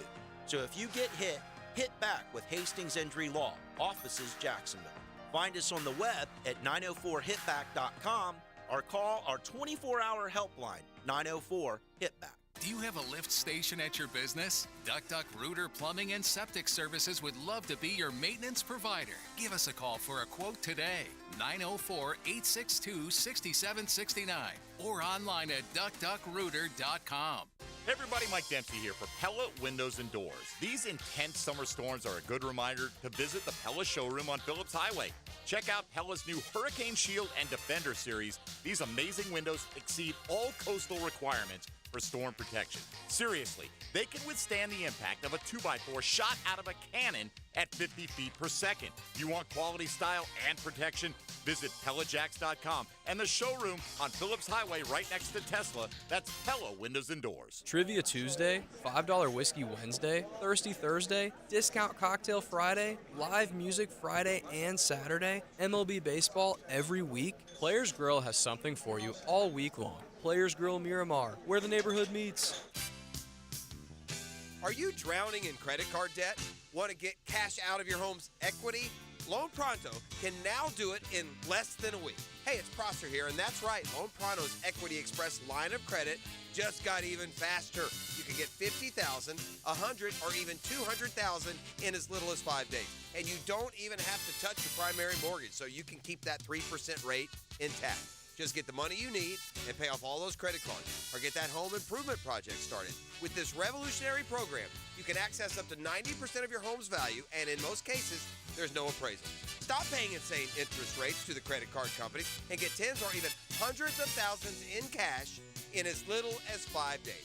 Call Loan Pronto now for the even faster Equity Express line. 904-999-1508. LoanPronto.com or 904-999-1508. That's 904-999-1508. Equal housing lender, NMLS 1661781, subject to lender approval. This is Hayes Carline for QC Kinetics. Remember when you were going to get that pain fixed this year? Well, the year is almost halfway over. If you're still dealing with that pain, enough is enough. Pills are not the answer. Surgery is not the answer. You need to call QC Kinetics today at 904-274-5522. Set up a free consultation in Mandarin or Ponte Vedra. The advanced regenerative medicine solutions at QC Kinetics can give you a life without chronic joint pain. You can do all those summer activities you love. How do they do it? By taking healing properties from your own body and applying them right into your achy joint. Your tissue can be repaired and restored naturally. You can have life-changing results without drugs, surgery, or downtime. If you have pain in your knees, back, shoulders, hips, enough is enough. Call QC Kinetics now, 904-274-5522. That's 274-5522. Are you ready to upgrade your summer vacation? General RV is here to help. This week, you'll get top dollar for your used RV when you trade it in during our Trade Up Sales event, June 14th through the 18th. Whether you're looking for a different model or a whole new way to camp, there's never been a better time to trade up. Don't have an RV to trade in? You can still get up to 40% off our huge selection of RVs, only at General RV in Orange Park on Wells Road off 295. Rick Ballou for Carlson Dental. I've been telling you this for quite some time because it's true. I hate going to the dentist, or at least I used to hate going to the dentist. I had total anxiety, and then I tried sedation, light sedation for cleaning and deep sedation as well for cavities and root canals. Folks, it's an incredible experience. So don't be nervous, don't be scared. Go to carlsondentalgroup.com. That's carlsondentalgroup.com for all of your dental needs. It's time to fire up the grill. Houston's Meat Specials of the Week. 10 pounds of fresh jumbo chicken wings, only $12.95. 2-pack pork spare ribs, only $1.99 a pound. And whole T-bone steaks at $5.95 a pound. Only at Houston's Meats, Main Street and 295. Hey folks, Nimnik for Life is here. Buy your next pre-owned vehicle with confidence and peace of mind at Nimnik. Because Nimnik Chevrolet now offers a lifetime engine and powertrain warranty on qualifying pre-owned vehicles, and that includes 1 year free maintenance. Nimnik for Life keeps you on the road and worry-free. Now look, Nimnik has more than 300 certified pre-owned and used vehicles to choose from. And at Nimnik Chevrolet, every vehicle includes a detailed vehicle history report. You can visit nimnikchevy.com to see the complete inventory, shop by payment, and even get your trade value in seconds. But right now, it's Nimnik for Life, and it's here now. Your next pre-owned vehicle, you can have it with confidence and peace of mind. Head to Nimnik today, won't you? That's Nimnik. Your friends in the car business since 1941. Chevy. Find new roads. Hey, this is Jason with Bueller Air Conditioning. Why do we love to go to that awesome grocery store where shopping is a pleasure? Why do we choose that amazing chicken sandwich where the service is fast and friendly and it's always their pleasure? You see, those brands are a promise. Here at Bueller Air, our team is committed to serving the customer and delivering that same kind of brand promise. Our mission is to be the most trusted brand with friendly and professional service every single time. Give us a call today or visit BuellerAir.com. WJXL AM Jacksonville Beach. WJXL FM Jacksonville Beach. This is your Southeast Orthopedic Specialist local sports update brought to you by Woody's Barbecue. I'm E.T. The Jacksonville Axemen are back in action. Catch them on Saturday, June 17th for a home opener against the Southwest Florida Copperheads. The Axemen play on the new UNF turf field adjacent to Hodges Stadium. Kickoff is at 6:30 p.m. and gates open at 6. Currently, it's 16:58 and it's 94 degrees. Your time and your tip is brought to you by Bueller Air Conditioning. Stay cooler with Bueller.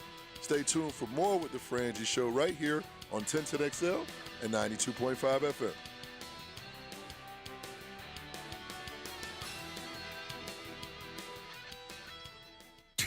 XL is presented by Farah and Farah, the official personal injury law firm of the Jaguars. Protecting you and your family. Call 396-5555. Jacksonville.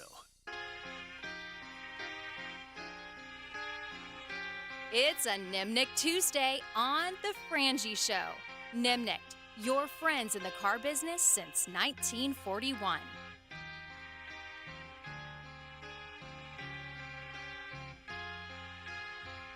He doesn't mess around. This guy, by the way, of all the 70-somethings, he's looking old now. Yeah. Steven's looking old, E.T. But this is an anthem. We call that aged. Yeah, it is. This is a great, by the way, this is a great anthem. Great song. As the anthems go, I would say Dream On for Aerosmith is as good an anthem for a band. I'm not saying it's as great a song as Let It Be or whatever. Right. But it's as great an anthem for a band as anybody's. I mean, this is the great anthem, you know. I can live me with some Aerosmith. I love me some Aerosmith. Yeah. Well done, E.T. E.T. doesn't play, does he? Some guys play, not E.T. He's in the zone. There's no other way to say call that diversity, my boy. E.T.'s got stuff to do. Last night, what a finish. Hayes Carline has to buy Bonos in about a week or so, right? Yep. Ooh, what a game last night. So you had to. So you weren't counting. You weren't counting. I was trying, but it's hard when you want to be present for your wife, you know. And again, not that Jean watches every single Heat game, but once they got into the playoffs, because her son John is such a big fan, she kind of got wrapped up in it, and he was visiting us when they first started. So we got sort of invested in it, and so it was hard because it's like you're watching it with somebody who really does care about the win and loss of the game. And so I had somewhat of an idea, but I didn't want to be like constantly on my phone while we're watching the game together, because it was just her and Right. me. So I kind of had an idea that I was probably losing. Then Butler got hot, and I was like, well, maybe. My whole thing was, I was like, the best way for me to handle this is just to root for the Heat to win. Right. Because I always looked at it as the longer the series went, the more I had a chance to survive, because I mean, theoretically, I would eventually get Hero back. I never did, and who knows if he would have played in Game 6 if the Heat had won last night. Right. So, just in the moment, I'm pulling more just for, because it was such a close game, the Heat to win. More for Gene than for, you get what I'm saying? I do. Than for the Yeah, bet. yeah, sure. If you want, I get it, but still, I was watching every point. I was watching go back and forth every point, and I'm thinking, I was watching it gleefully because I wasn't in it, but it was. Yeah. But I will tell you, honest to God, it was really as good a theater. I mean, it was great. I mean, it was for us for what it was fun theater. I liked every minute of it. Absolutely. Can Nikola Jokic be a star in America? Yes. Can he do commercials? Can he be? Because Giannis isn't. He's not funny. So I would say no. But Giannis isn't funny, I don't think. Jokic has some personality to him that is different, I think. Have we really ever had? I mean, correct me if I'm wrong, but do we have international sports stars that have become icons in this country? Well, no, not very now many. it's tough because we produce our football players. But the language barrier has been a big problem, and he speaks very good English.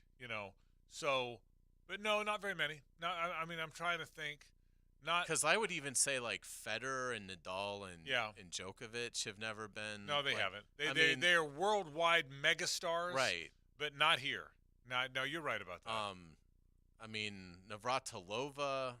Tennis is the one that makes she was me a kind megastar. of think. She was an American megastar. Yeah, she was a megastar in our tennis seems to be the sport where you can do it in, but even Rory McIlroy. But yeah, I think so. But you know what? If we're being, but we're booing him for the Ryder Cup. If you're being honest, I would say more people than, and he's a nice guy and a great player and a good representative. But yeah, I would think most Americans, when he's playing against Jordan Spieth, are rooting against him. Right. It's unlike a team sport where if you root for the team, you don't care where he's from; he's your guy. Mm-hmm. Whereas in golf or tennis, if he's not your guy. If you're right, I mean, I would say if JT's coming down the stretch against Rory, most people in America, unless you're a diehard golf guy and you have like this guy and don't like that guy, but unless you're that guy, I think you're probably rooting for the American guy. Yeah, and basketball has just pretty much always been the best players. Yeah, were American. Yeah. We haven't really had, and again, it's not saying it's a bad thing. The game is certainly gone global, and now you're seeing because now the best players aren't. Correct.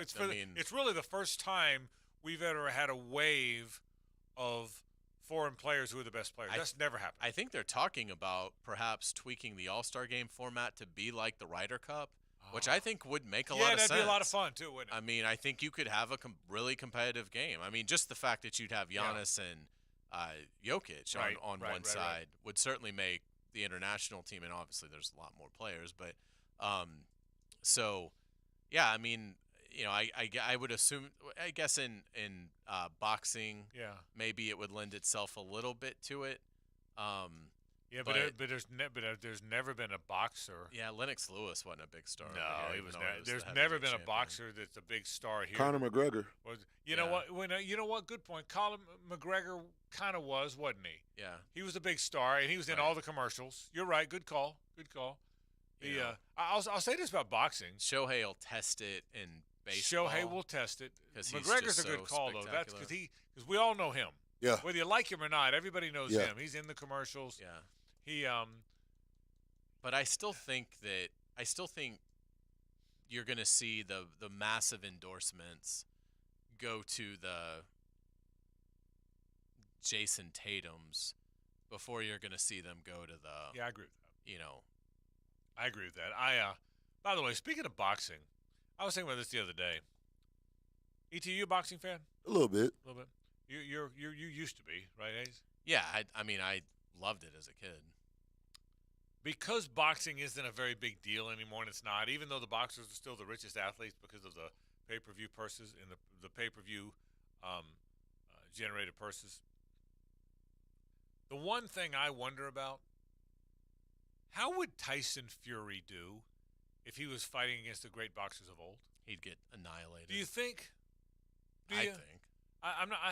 I don't know that he'd get annihilated. I don't know that he'd get annihilated. Maybe he would, but he mauls everybody. Now maybe we think he mauls everybody because the field just isn't good anymore. Right. And maybe that's it. So maybe anybody that came along now we'd feel that way about. I just don't know. I mean, Deontay Wilder was supposed to be so good, and Fury crushed him every time. It was never even a close fight. He mauled him every time. I don't know. Maybe I'm not saying he would have beat Ali or Tyson, or I'm not. But I wonder if he'd have held his own in that. It's a shame there's nobody to fight him. Right. You know, and I don't follow the fight game closely, and he's kind of quirky, and he wants to fight a guy that he doesn't. But it's a shame there's been nobody to fight him. And I am surprised we haven't had in the last 5 years a boxing phenom just rise up. Yeah. Because it does feel like it's watered down, that if there was really a transcendent talent in that sport, that they would just be unstoppable. Yeah, you would think. Because it just doesn't seem like, and again, I mean, it doesn't seem like there's as many prime athletes in that sport as there was 30 years ago. What's your favorite boxing match ever? What do you remember most? Is there one that jumps off the page for you? It's tough to beat, like Hagler Hearns. Hagler Hearns was the most brutal. Yeah. I mean, the first round of Hagler Hearns was like nothing anyone ever seen. Yeah. I mean, I used to love the Tyson fights, but they were over so quick. Yeah, they were. But Roy Jones used to be entertaining. Yeah, I'm trying to remember if there's a Roy Jones fight that really stands out to me, and there's probably not. But I was starting to fade from my boxing interest about that time. I think the Tyson Holyfield era was probably it for me. I thought that was probably. I'll still say we did a show last week about most shocking moments. I still say him biting the ear. Oh yeah, was probably first or second for me. Do you remember this was kind of a shocking moment, not to that level, but do you remember when Riddick Bowe fought? I want to say it was like a Ukrainian boxer, and the guy kept low blowing Riddick Bowe. I do remember that. And they finally, I think, stopped it after the third one. It was brutal. I mean, these weren't just like close calls. I mean, it was like ridiculous low blows. Yeah. And eventually Riddick Bowe just went down. And I want to say they disqualified the fighter. I do remember Galata? Is that was his name? Andrew Galata? Yeah, kept hitting him low. Kept hitting him low. Yeah. And I want to say in a title fight. Yeah. And was performing pretty well. Why do I want to say Andrew Galata? Would that be it? Maybe? It's what it. Yeah. And they disqualified him. Yeah. Yeah, I remember and I believe it was for the title. And that's when the stretch of we went from great boxers to really good boxers to you knew their name but they weren't. That was Riddick Bowe and Lennox Lewis were in that same wave. Right after Larry Holmes and that right after that group, then came that, and when the Lennox Lewis Riddick Bowe heavyweight wave came around, that's when you knew it was fading. Yeah. I used to love boxing, man. I used to love boxing as a kid. I mean, as a kid, I had more fun watching boxing as a kid. I'm trying to think. I mean, I'm young enough to remember the Ali Frazier fights, the Ali Foreman. They're on pay-per-view. You didn't get to see them, but Ali Foreman, the rope-a-dope. I remember that. You've read about it. Sure. I remember it. I remember it as a kid. So it's a shame because the golden age of boxing probably was the 70s. Even though some people tell you Joe Louis and Rocky Marciano in the 50s. I think the golden age of boxing boxing still, even more than baseball, sets up better for movies than any other sport. You think it'll ever come back, or you think UFC just passed it? Passed it so badly that it'll never come back? I think it would take a phenom. If a phenom arose, somebody that was like Tyson, and every fight was basically a 90-second mauling, flash, sizzle, incredible knockouts. No one could hang with them. I think an athlete like that could be an absolute superstar, but it doesn't seem like. I mean, if you went with every sport and you said, give me your last true phenom, most sports you don't have to go back very far. Right. I mean, most sports have somebody in their 20s that you can kind of give that title to. I agree.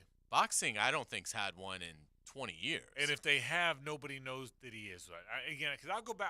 I really think, I watched the Tyson Fury, Deontay Wilder fights. I bought them all. And I bought them all thinking, okay, we got the American guy versus the European guy.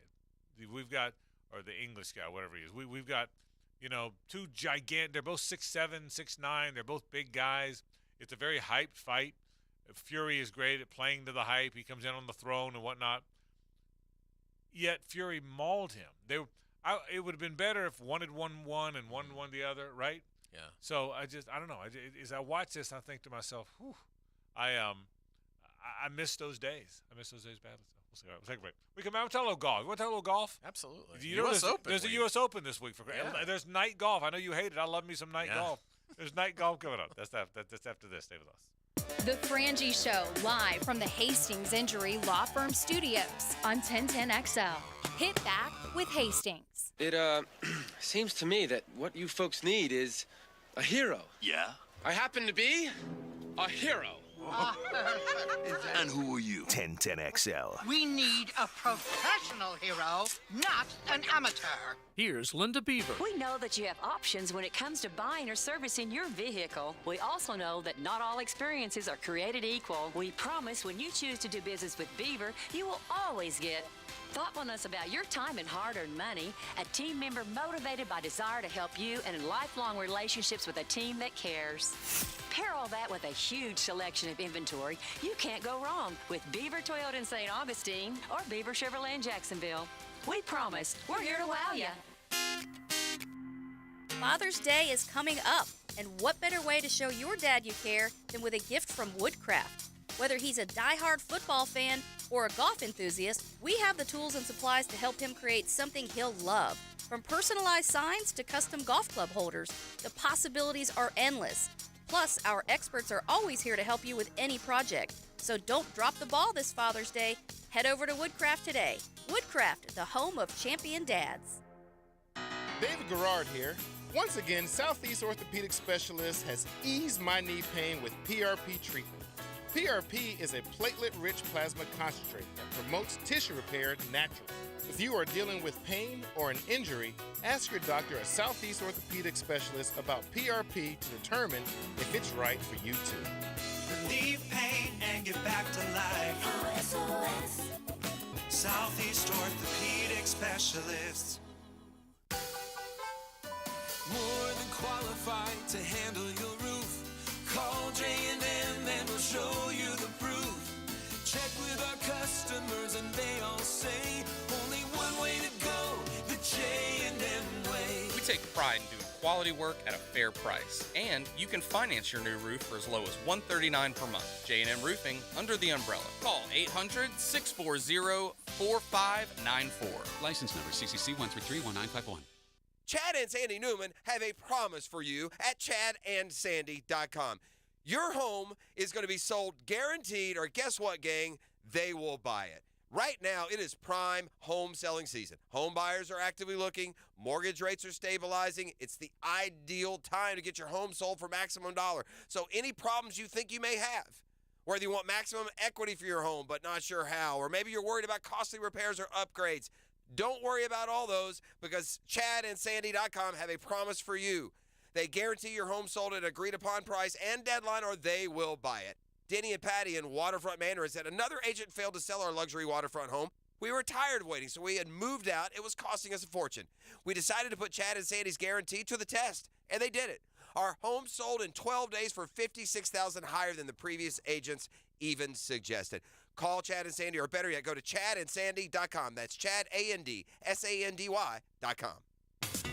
'Tis the season to be cool. Florida Home AC wants to make sure you're not cooked like a Christmas goose this summer. Make sure your AC unit is ready for the heat, and if it's time to look at replacement, look for quality and value. You'll get that from Florida Home AC. And right now, take advantage of $1,750 off a brand new heating and AC unit. Log on to FloridaHomeAC.com for all the details and trust a company that will always keep you cool. Florida Home AC, the official AC partner of the Jaguars. Yo, this is Tony from Tony D's. Are you looking for a great slice of pizza?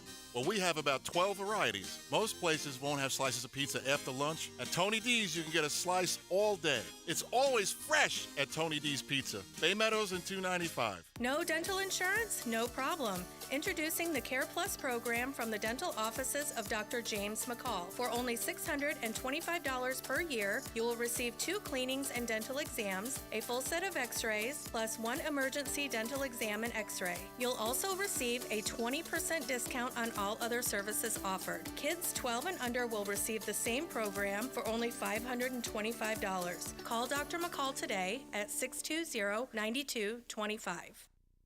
Hey folks, you ever search why Shark Coatings is the best? Well, one of the many reasons is our polyurea.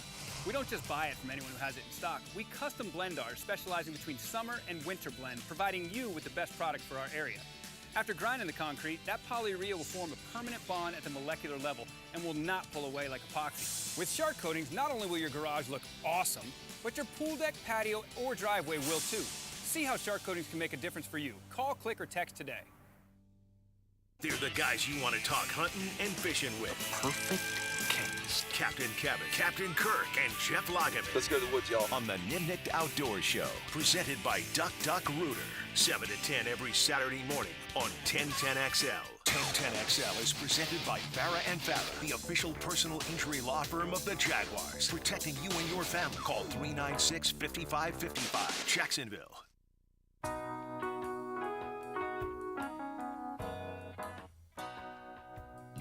It's a Nimnicht Tuesday on the Frangie Show. Nimnicht, your friends in the car business since 1941. I want to listen to this. See, I know the Dobie Gray version. Who's this? It's Uncle Cracker. Okay. You know this song? I do not. I think you know it. Dobie Gray did this, E.T. 70s, maybe? Uncle Cracker redid it, right? You had to. Yeah, Dobie Gray probably. I want to say Dobie. Where's Brooks when you need her? I want to say Dobie Gray did this mid-70s, late. Do you know who Dobie Gray? Know the name at all? I do not. Yeah. I do recognize the song. Yeah. Great song. 18, nice work today, by the way. I'm in my bag, Frank. I knew I was coming on with a big stepper, so I had to bring the big bag. Yes, you did. And I just thought about this, Hayes. This is the first weekend. So you're right. Dobie Gray in 1973. 73. Okay, yeah. It was a great song. Man, I loved it by Dobie Gray. Left us in 2011. Yeah. How about that would be about right. That'd be about right. So, all right. So, this is the first weekend now that these guys will all be together after the merge. Yeah. I mean, think about it. I mean, I hadn't thought about it till people are doing stories. We'll do our open loser Monday tomorrow. We'll get Gibby involved. But it's the first weekend we will have had this. What do you think's going to happen? I mean, do you think it'll be? Will there be? They've all been talking about it. The tour players are still pissed. John Rahm says he felt like what is the words he used? He felt like they betrayed the players. Wow. He felt like leadership betrayed them. Colin Morikawa says we want to know the why. There's so many different. This is from Colin Morikawa. We want to know the why. There's so many different parties involved that there's too many answers to really put into one underlying umbrella of the why. Because I think what you've seen from the players versus what you've seen from maybe our commissioner versus the board versus Yasir versus Liv versus there's just too many. There's really a lot of answers. I almost wonder, don't you have to come up? Don't at some point don't they have to say what are we going to do? I got 1,000 questions. I have 1,000 questions. I mean, are you going to? So does the federal government. Well, that too. But I mean, are you going to? Are the player? Are you just welcoming back all the players that left? Do you make whole financially the players that didn't leave? Are you going to have team golf, which is one of the things Monahan talked about? Are they wearing long pants? Is it all going to be? I mean, aren't there 1,000 questions you want to know here? Absolutely. I mean, this story is just a week old, and it's so mammoth that there are still tons of layers to uncover. And, I mean, I get why Rom would feel a bit of betrayal from Jay Monahan and his staff. For all the reasons that we've laid out, these guys were loyal to a PGA Tour that was not loyal to them. And again, I just don't think the argument of, well, we were drowning in legal fees is ever going to fly, because you could have dropped all of that and given Liv no reason to continue litigation against you, right? And moved on and allowed players to go. I guarantee you, if Monahan had said, we're dropping all the suspensions, those players are welcome to play in our events and then go back to Liv. Right. And our players that haven't left for Liv are welcome to take money and go play for Liv and come back here. There were so many people on the PGA Tour, so many stars that were dead set against ever doing it. They wouldn't, I don't think, have left. Right. But even if they had, it didn't matter because none of the Liv events meant anything. It was soulless golf. It was tournaments that were just conjured up yesterday that had the PGA Tour has a history, has integrity. It has a legacy of these iconic players from generations past that have competed at these venues in this tournament. Some of the tournaments are named after them. It has such credibility, and Liv was never going to have that. And so that's why I think it's a feeling of betrayal, because the PGA Tour basically got bought by the Saudi government. And I am intrigued to see, what resistance the government puts up to it. My guess is it'll be minimal, but and it won't stop anything from happening. But yeah, how they're going to implement this new world. I mean, I think Jay Monahan's problems have just started. I mean, I don't think it's going to get any better. And again, I don't see how. Ultimately, he's not going to be asked to relinquish the reins here. I mean, it just seems like he's in a position of how could you possibly govern this tour when so many players feel the way they feel? Yeah, and that doesn't mean the next guy will do any better. I will say this: he's personally a well-liked guy by the players. I mean, before this happened, he was very well-liked. That helped him. He was a guy that was well-liked. But I just want to know what's going to happen. John Rahm, too much has gone on. I think, like everybody, we just want some answers and basically to know what the future looks like, and that's about it. I just want to know how it's going to look like, and that's about it. Well, I think that what do you think? Well, I mean, let's project a little bit here, all right? Let's project a little. All the players are going to be involved, right? Yes. They say team golf is going to. I mean, do they? Is it still 125 players? What's it going to be called? Do they go to 150 players now? So you can bring back 20 or 30 that left, yet you're not kicking out anybody that was already there? Is that possible? I think it is. It's in the Saudi control. And I think the biggest farce in this whole thing is this illusion that Jay Monahan still has control over what the PGA Tour is going to look like. You've been purchased. The Saudi government, I think, is going to dictate things they want. Right. And if they want, I don't think they're going to want it be portrayed publicly like Live Golf just went away. Right. I don't think that. I think, they're going to take pride in the entity they created. So, yeah, I think there's going to be an element to that. And again, I don't know how you're going to penalize players that took money and went to Live now that they're coming back to this, whatever this new entity is going to be called. I don't know how you implement a punishment. I know Rory McIlroy has talked about that, and players have talked about, these guys aren't going to just get off scot-free and be welcomed back. Well, I don't know how you get around that. I mean, I don't know how you can. This is a new entity. I don't know how you can suspend a guy for doing something that now is a friendly merger, is how it's being described. It's the whole thing is a complete mess. Don't you get the sense though that so many people are asking the questions now that just to quiet the masses, they've got to come up with some answer? Doesn't it feel that way? You don't have to have the ultimate definitive answer, but don't you at some point at this point have to come up with some answer? Yes, because you've got sponsors that you obviously you have a diehard fan base of golf fans, but you also have sponsors that have invested a lot of money to be partners with the PGA Tour, and they didn't sign up for this. Right. And so, you've got to answer their questions, which I think would be substantial. I mean, do you want to be paying significant dollars to be associated with this entity now? I wouldn't. And so, I mean, I think it was a debacle from the start. It's a debacle now. It'll be a debacle next month. It'll be a debacle next year. But then they will be it'll playing. be a debacle a decade from now.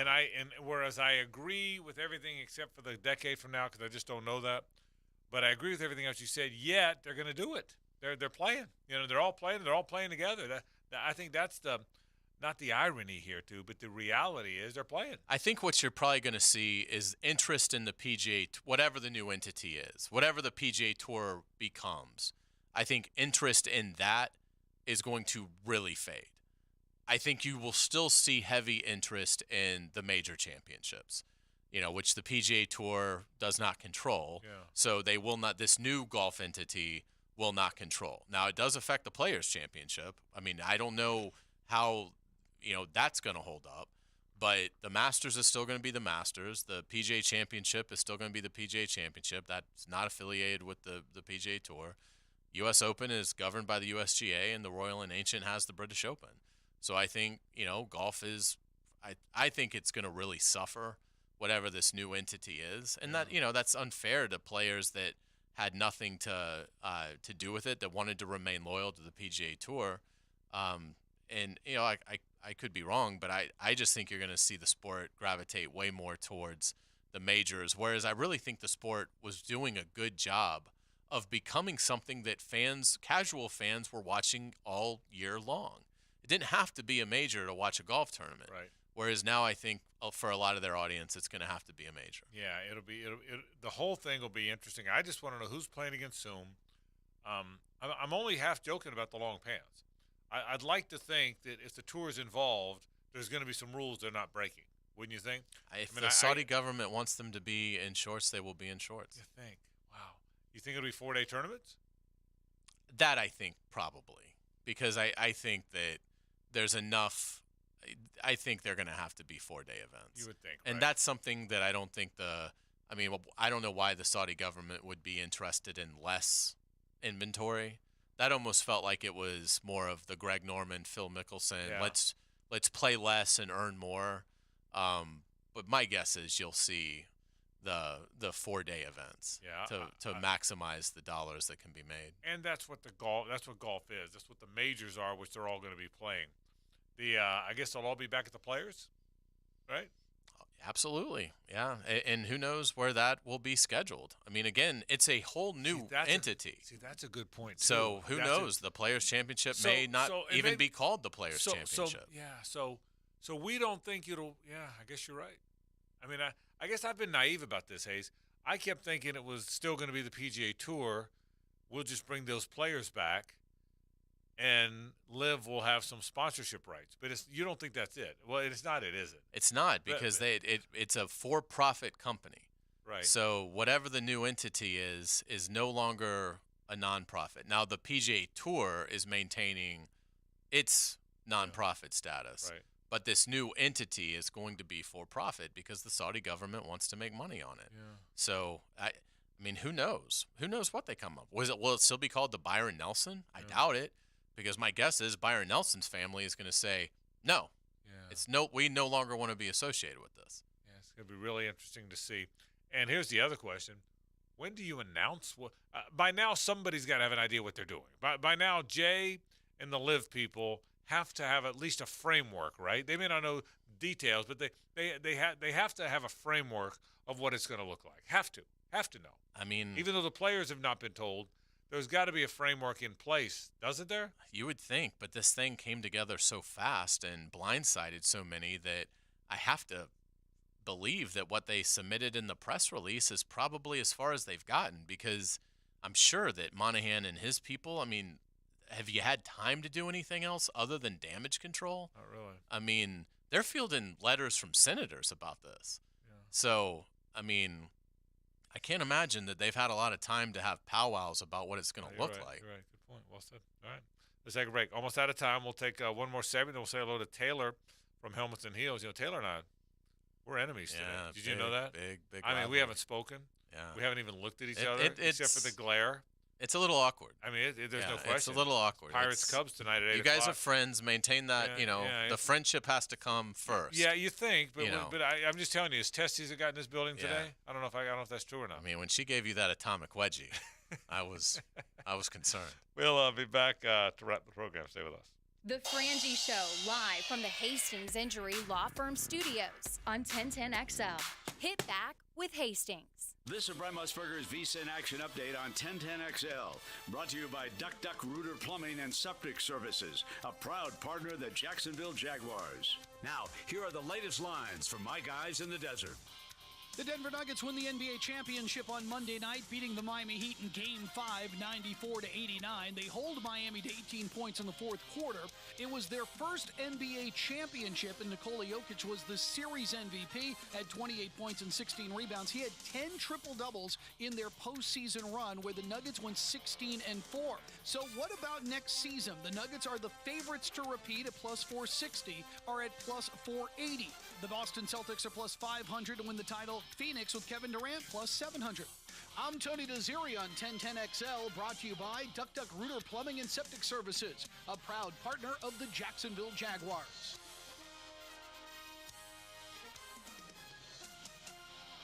Duck Duck Air Conditioning, a division of Duck Duck Rooter, is looking for experienced and dependable HVAC services technicians to join our growing team.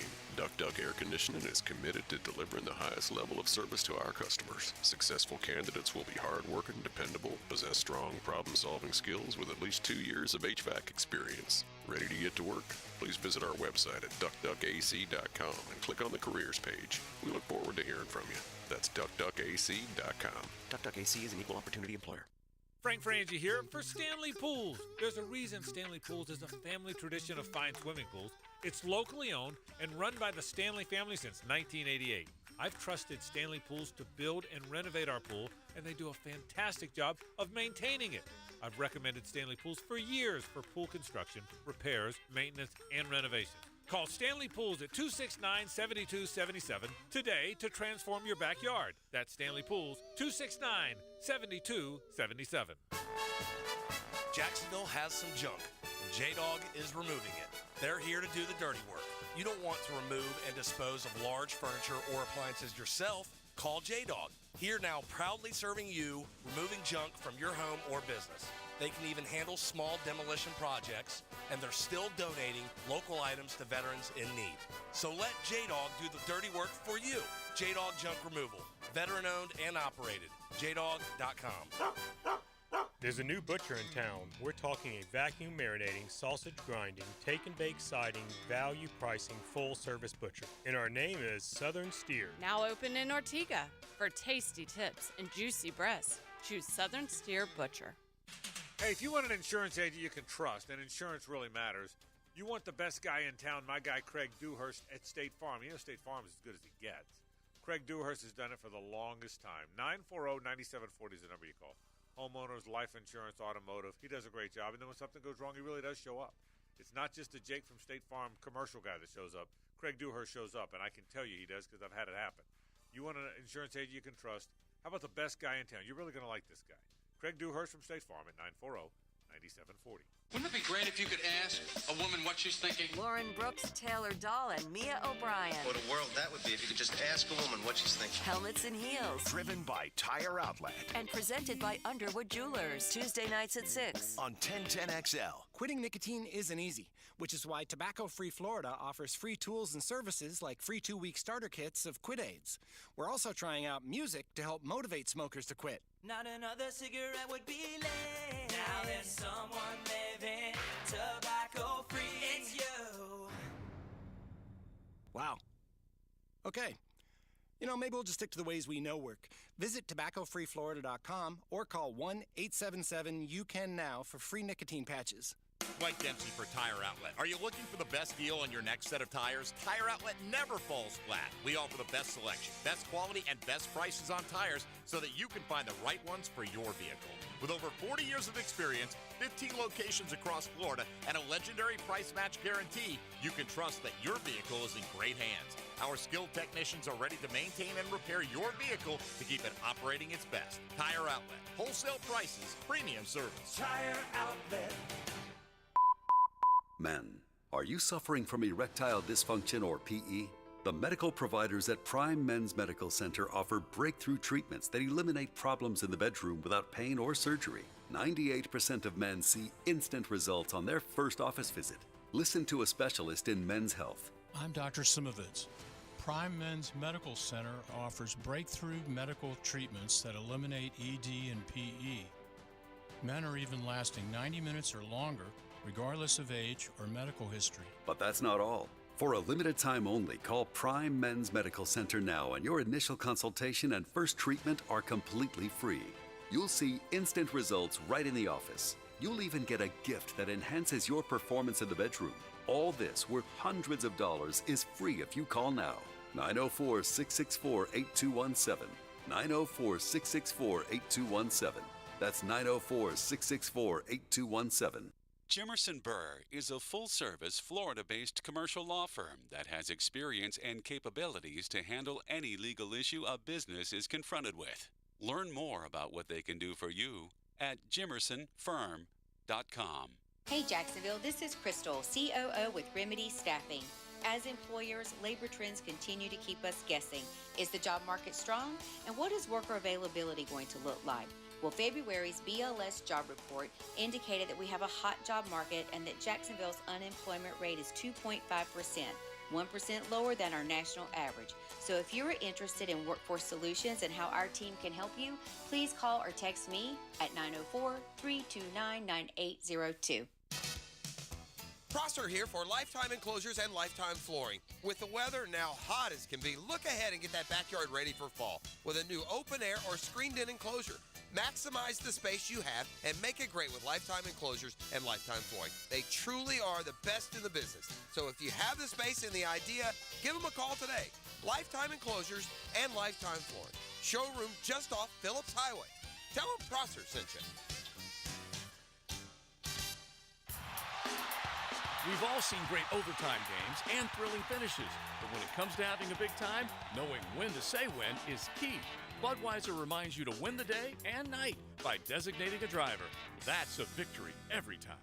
1010XL is presented by Farah and Farah, the official personal injury law firm of the Jaguars, protecting you and your family. Call 396-5555, Jacksonville.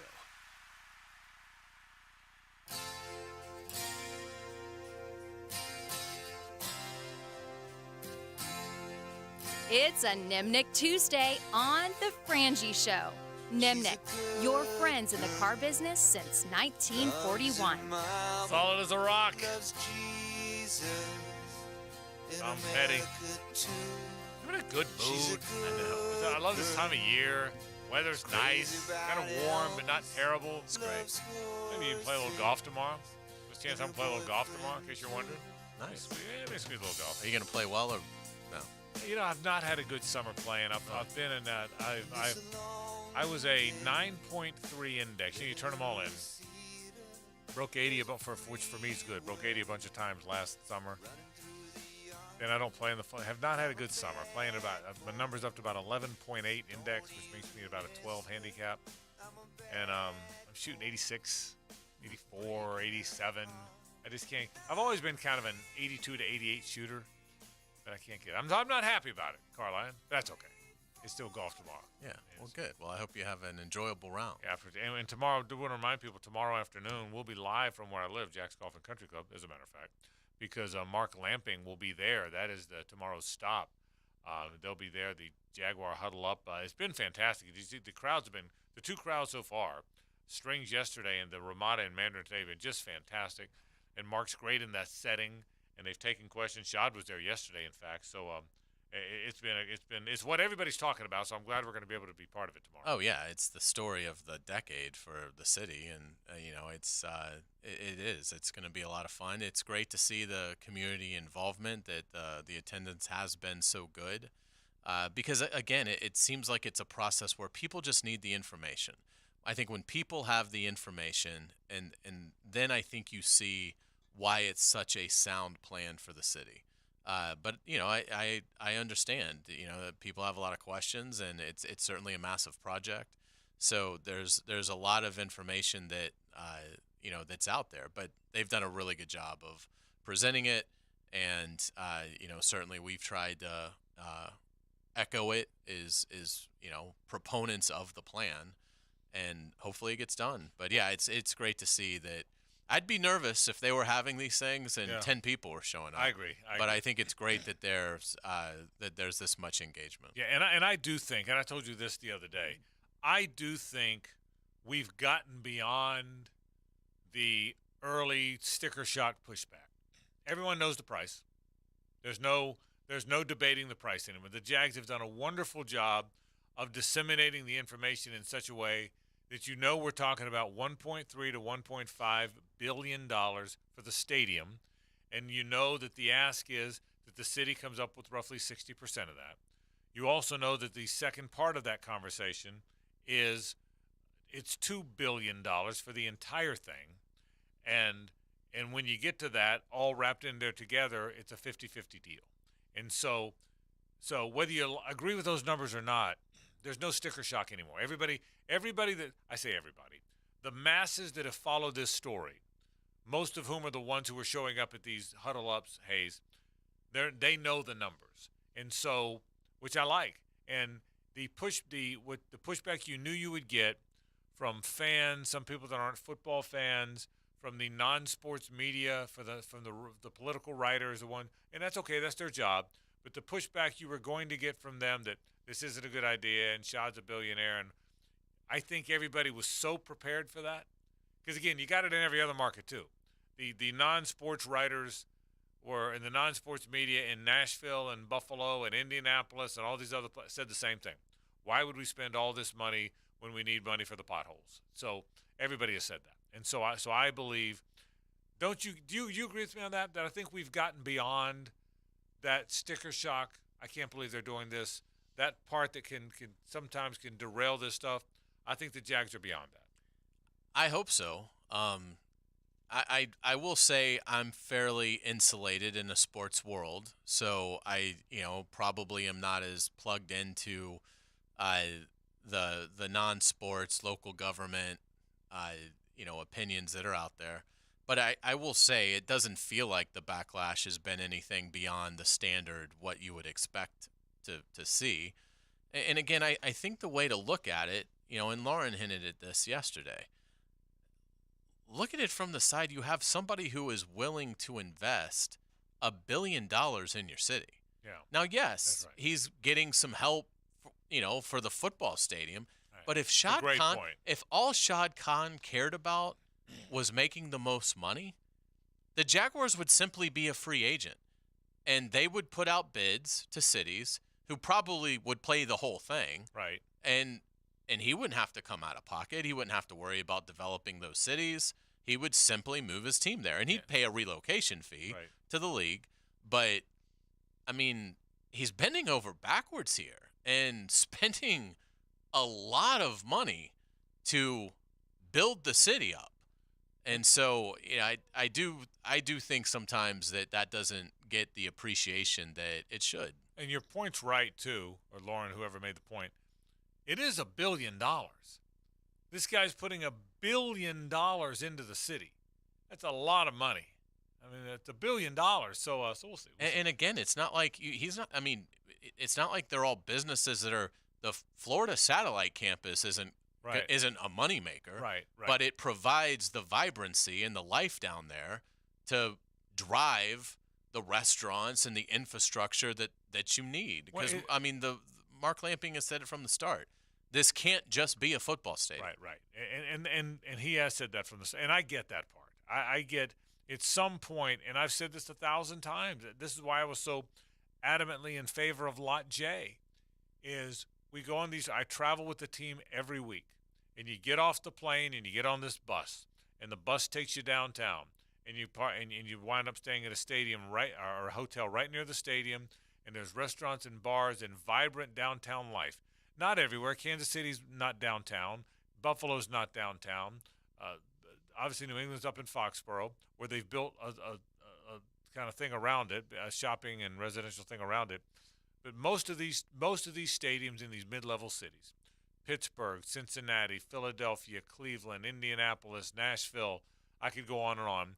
Most of these stadiums in these mid-level cities, the stadium is right downtown, right in a thriving entertainment, residential, business district, and it's a shame we don't have that. That's still the main point, isn't it? Yes. That's still the main point, and that's what we're trying to get closer to that. We're not going to accomplish that with this. I do believe Lot J would have come closer to accomplishing that. Lot J, in combination with the Four Seasons and what's going on across the street on the water, would have accomplished that. We didn't. We turned it down, so we didn't get Lot J. But I think Lot J, in my mind, would have accomplished a lot of that. It was funny today. I'm driving to the stadium for practice, and usually when I drive over the Hart Bridge, my eye kind of tends to go to the right because that's kind of where I'm going anyway. But the stadium just always picks up my eye. Right. So I tend to look that way. And for whatever reason today, I was looking left. And you look out at all of that land on the river that is just sitting there. And it just reinforces how just spectacular it could be. Right. If you make the investment in it, right, and start revving up the economic engine that you could have, that would then pour tons of money back into the community. And the beauty of this is now that is going to happen because nobody wants to lose the team, and that has to happen for the team to stay. And everybody knows the dollars, and the new administration, Mayor-elect Donna Deegan knows the dollars. So we'll see. It's going to be an awful lot of fun. Are you ready for this? I am. I mean, this is a war. This is a battle here now. Okay? I'm It's just telling you right now. intense in here. Okay, I mean, if it gets awkward, hey, I apologize. If this gets awkward, I apologize. I don't want no parts of that. I'm just saying. If I can't Don't want any blood to splatter on me. I'm over apologizing in advance. Let's say hello to tonight's enemy. Now, the 2-minute drill, brought to you by Tire Outlet. Keeping 1010XL talking with wholesale prices and premium service. Tire Outlet, Jacksonville's largest locally owned automotive repair shop. So, hello. How you doing? I'm good. What's that stadium called? Don't you have a stadium? What's it called? It's got leaves on the best field in baseball. Is that what you're talking about? Wrigley Field? How about me versus you for 3 straight nights? Yeah, here we are. I told Taylor earlier I'm gonna taunt her by text. She's gonna block me. I said I'll just block you. She already told me she's gonna block I'll me. block you for the next few days, So and then I'll unblock you. Where are you guys respectively in the standings? Is it second and fourth? No, they're first now. Oh, actually. wow. And we're First place. fourth. And you haven't brought that up? First place. Well, wow. I may or may not have jinxed it last time. Oh, okay. So we may be in first place. Nice. And we are 6.5 games back from the what Pirates place in is that? Fourth? Mm-hmm, we're in fourth. What's your We record? kind of keep going back and forth between that third and fourth spot. Yeah. But I don't think we've climbed above that. Yeah. It's the first place Pirates against the Cubs. Wow. That's how I want you to, when you drive home, I want you to repeat that over and over. You have to get that memorized. That is pretty wild. I mean, what month are we? We're in June. That's Trust crazy. who you telling, okay? I promise you. Isn't your slogan like "Get me to June"? Give me the training. Get me to training. Okay.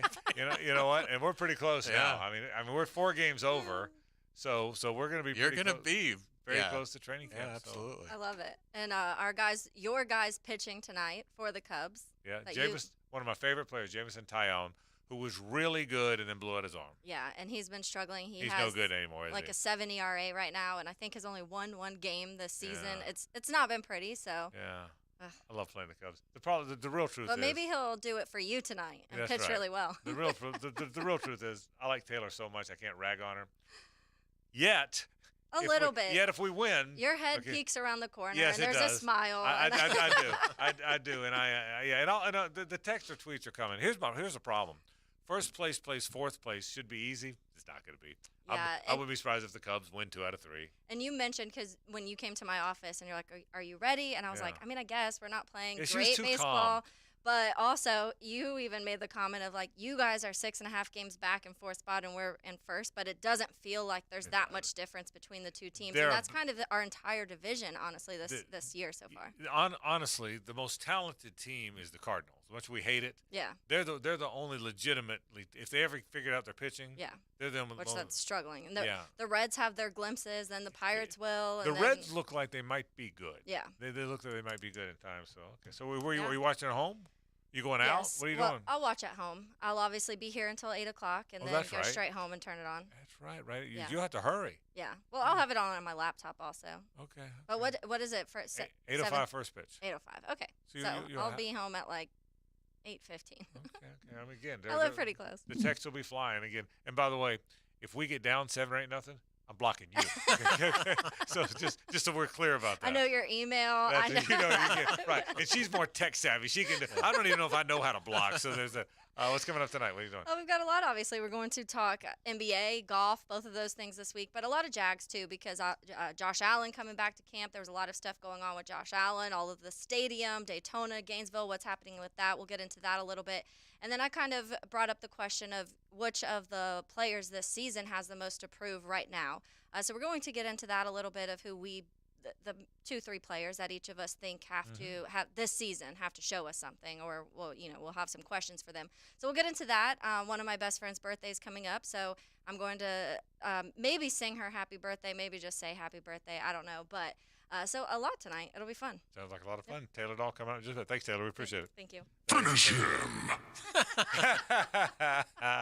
Mortal Kombat. That's exactly right. Folks, that'll do it for our program, but don't go anywhere. The ladies have helmets and heels right now.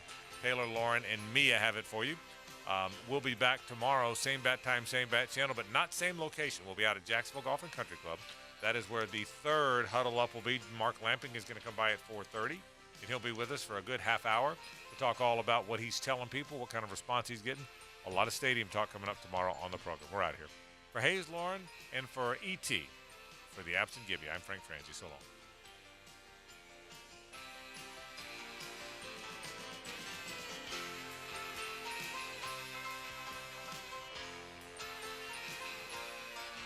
Frangie and Hicken on Mondays. 2. Denny Thompson and Hacker on Wednesdays. Who's counting? 1010XL now has 2 original Gator podcasts each week. One for you and one for me. Search 1010XL